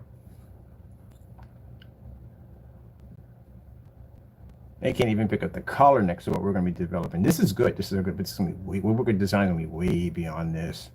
Even our contrast levels can pick up higher than the darkest gunmetal screens. We've done it already.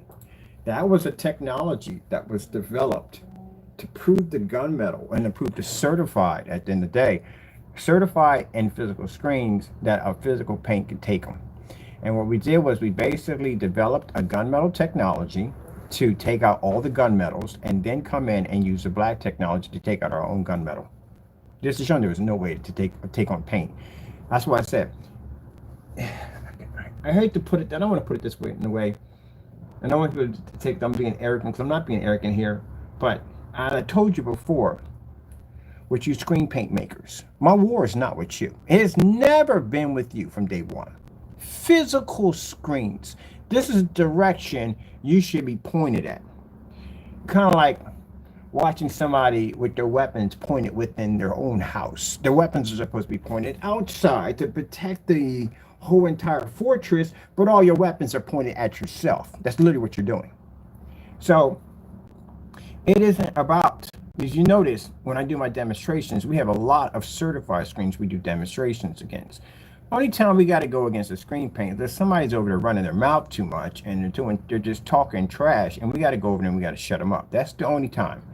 Other than that, we just do testing against certified. Because again, this is the screen that I need to be able to prove to put my technology where it needs to be at.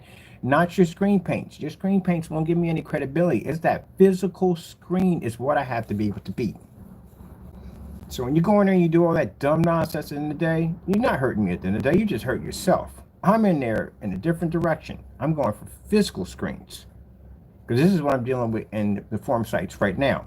I'm not dealing with people coming with paints. I'm dealing with physical screens because it's not supposed to be possible. So again, have a gunmetal technology that basically can take out a physical gunmetal screen. Oh my goodness, you're talking about, man, that's going to be a hurt piece on so many levels. It's not even funny. And then our price range is going to be way lower than theirs. You can paint bigger screens. You don't have to have a special screen for ultra short throw. As you saw, I got two screens, one for ultra short throw and one for the other one. You don't have to worry about that anymore. And then on top of that, you can take it outside, which you can't do to the screen because no one's going to take a $6,000 screen outside. If you notice, as long as these screens have been out, have you ever seen a gunmetal outside screen? Nope, never have seen one at all, period. There you go. That's going to give me a lot of fun to play in there. I got to get this stuff done already. I should have already started working on it already. But we'll get around. I got to get more sample sheets for it anyway. So you got it backwards. You got it completely backwards. The reason why you're attacking me because of jealousy. That's why. But it's not. Again, you're not doing any damage. Because our main goal is this. It's kind of like, you guys are kind of like, okay, it's like us fighting other giants. That's what's for us fighting other giants. And you're down there, this little army pelting us with little rocks and bow and arrows, and we're looking like, what the freak are you doing now? That's what it's like to me. And I just turn around. If I give you the attention, it's just take my foot and just crush your entire army and then go back to fighting this again. That's what it is for me. You don't do anything to us at all. We take on physical certified, not physical white screens, which is easy, not physical gray screens, certified, the gunmetal, the heavy, the good stuff. That's what we take on. So that's the best theory I can just say. Me, I was a giant fighting other giants at the end of the day and trying to prove that we are better. And then I got this little tiny army down there just pelting me with these little arrows, annoying little gnats. And I got to turn around every so once in a while and just crush you guys real quick and then go back to this.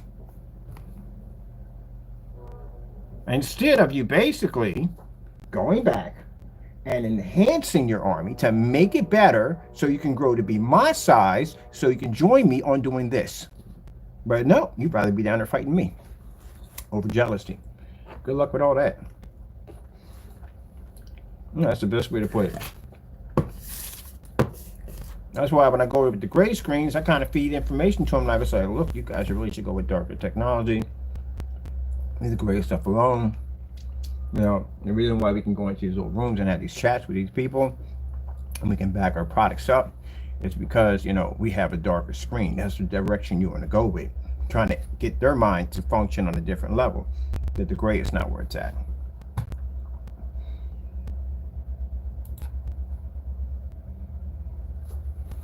Oh, the Imperial. What is going to come with them? We got to bring something free with them. I think we might do a free screen, like a free black alcohol service. So you'll have something to code it to. Oh, the gunmetal is going to be so much fun. It's going to be so much fun. The black screen, so we have, like I said, we have an edge with the black screen because of that, the infinity. But keep in mind, even with the gunmetal, it's not going to be, the gunmetal in Imperial is going to be better than all the other gunmetal screens we're going to be going against. But it's not going to be to beat the FLE black. It can't beat it because of the infinity one. But for those of you who are gunmetal fans and you like that particular color, we're going to have an advanced version of it. And then we got this version coming out called the Platinum Black Silver. Ooh, that is going to be a really, really, really sexy screen. If you're into those really high white levels and you're okay with the black levels, you know, I'm going to have a very good black level on it, but it's going to design to generate like a much more higher white level. That's going to be another beautiful technology too on top of that. And they're all going to be roll on and spray on, very easy to use. Turn anything you want into a projection screen, the whole 9 yards. Then we got the stuff called the Infinity 7, which is a spray on application only. That's when we're going to be turning $7, $4 bed sheets into OLED projection screens. So, gentlemen, you have to understand, all the demonstrations that I'm doing, I'm not putting them against your products. There's nothing there for us. The screens I need to put my technology against is physical certified. Because those are the screens that are recognized. That's why. And again, it's something that a screen paint is not supposed to be able to do. So that's why we're always pointing in that direction. That's why if you go back 7 years, you go back 6 years, we're testing against these screens. We're not testing you guys. You don't see rows and rows and rows of us testing out house screen paints or whatever the house paint would be called. You don't see us doing that. It's just nothing but certified. That's why when you punch in my channel and you type up a company's name, it pops up because we test against it. Because it's always been about physical. And the reality kicks in when you walk into one of those rooms and when those guys walk up to you and go, oh, you think you're the same as us? You know, you'll never be able to match a physical screen ever. And I'm like, yeah, right. You got that one wrong at the end of the day. Not only can I match your screen, but I can convert anything that I want, a tabletop, a cardboard box, whatever I want, into a projection screen that's far better than yours. There you go. That's where I'm putting screen paint at, on the mat. So you'll go out and spend $6,000 for a frame to stick on your wall, and I can go over to freaking Home Depot, get about 4 sheets of styrofoam, coat it with my technology, stick it to my wall. Surface costs me nothing. Screen paint is massively affordable, actually, compared to $6,000, and I can use any projector I want, as long as it's not knockoff. And it don't cost me thousands and thousands and thousands of dollars. So we did get a load of my cardboard box at $4. Which reminds me, I gotta go pick up stuff today. What do we got here? Bird.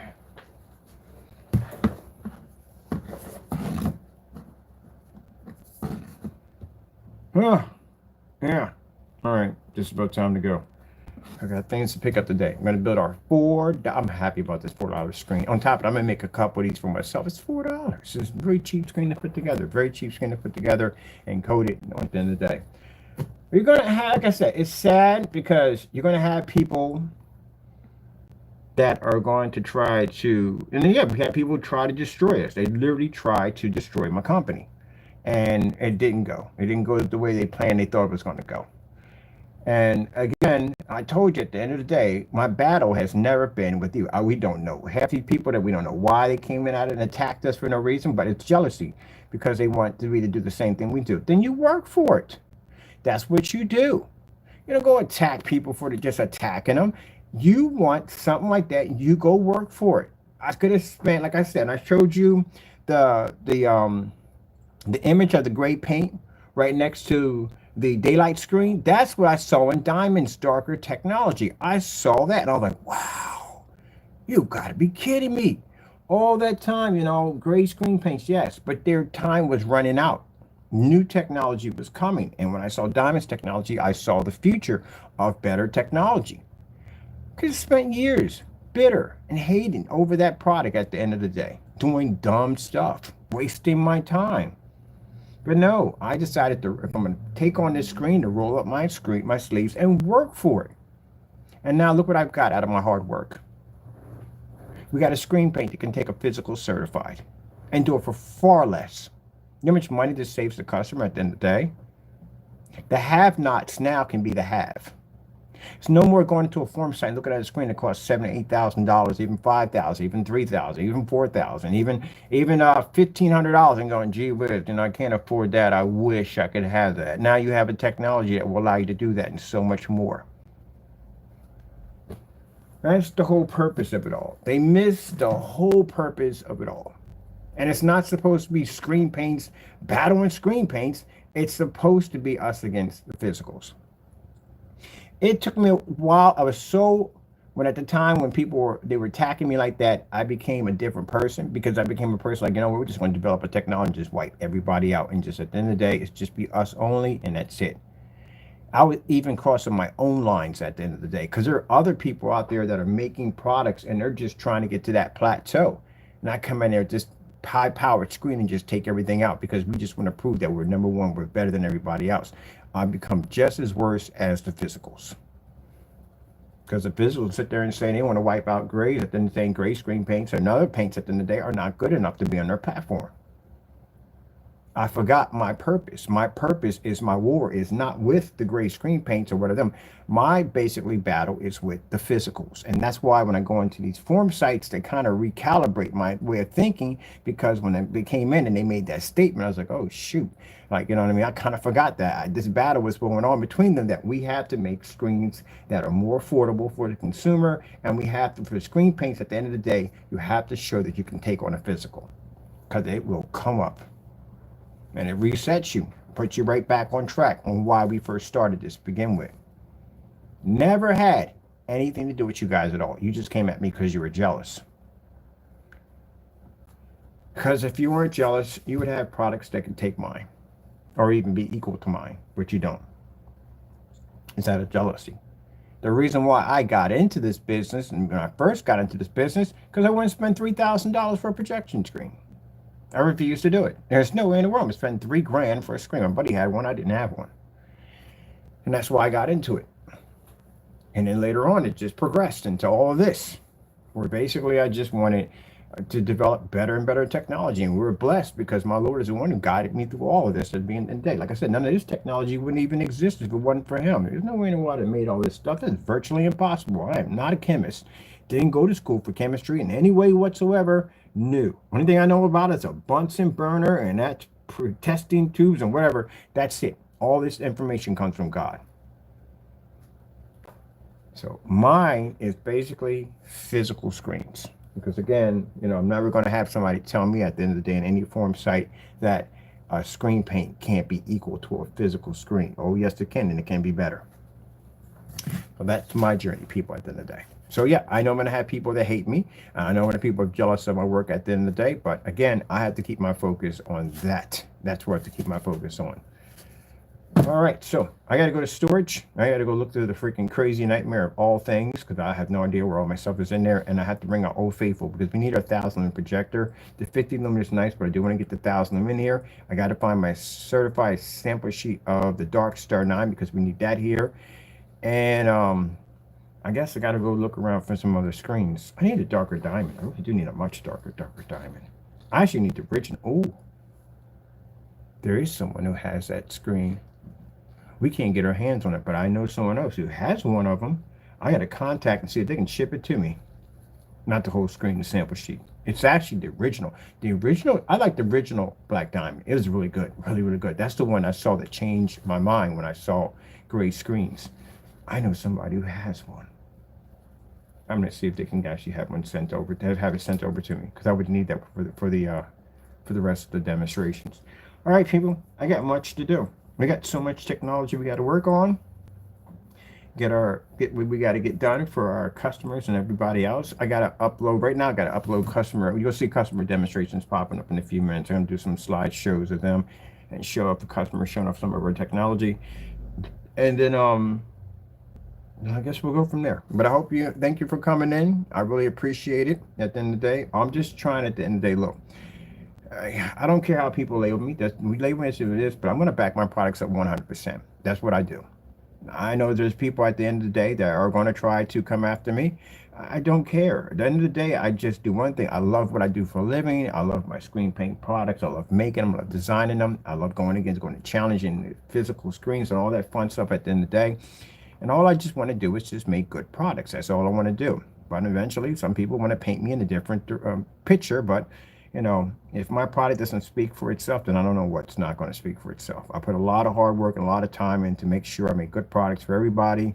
And I try to work with my customers as much as possible. This is why we have the ship back. We can ship products back and we'll test them. And again, since we're going to have a selection of other paints besides just the strictly black ones, we're trying to make something where we can cater to everybody. Sometimes some people, the black screens aren't for you. All right.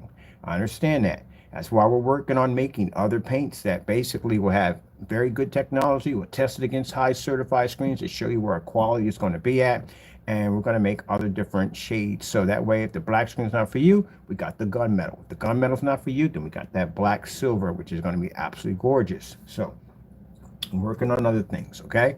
All right, so I got to go. Thank you all for your time. Thank you for coming in. I appreciate it, and God bless. Be safe out there.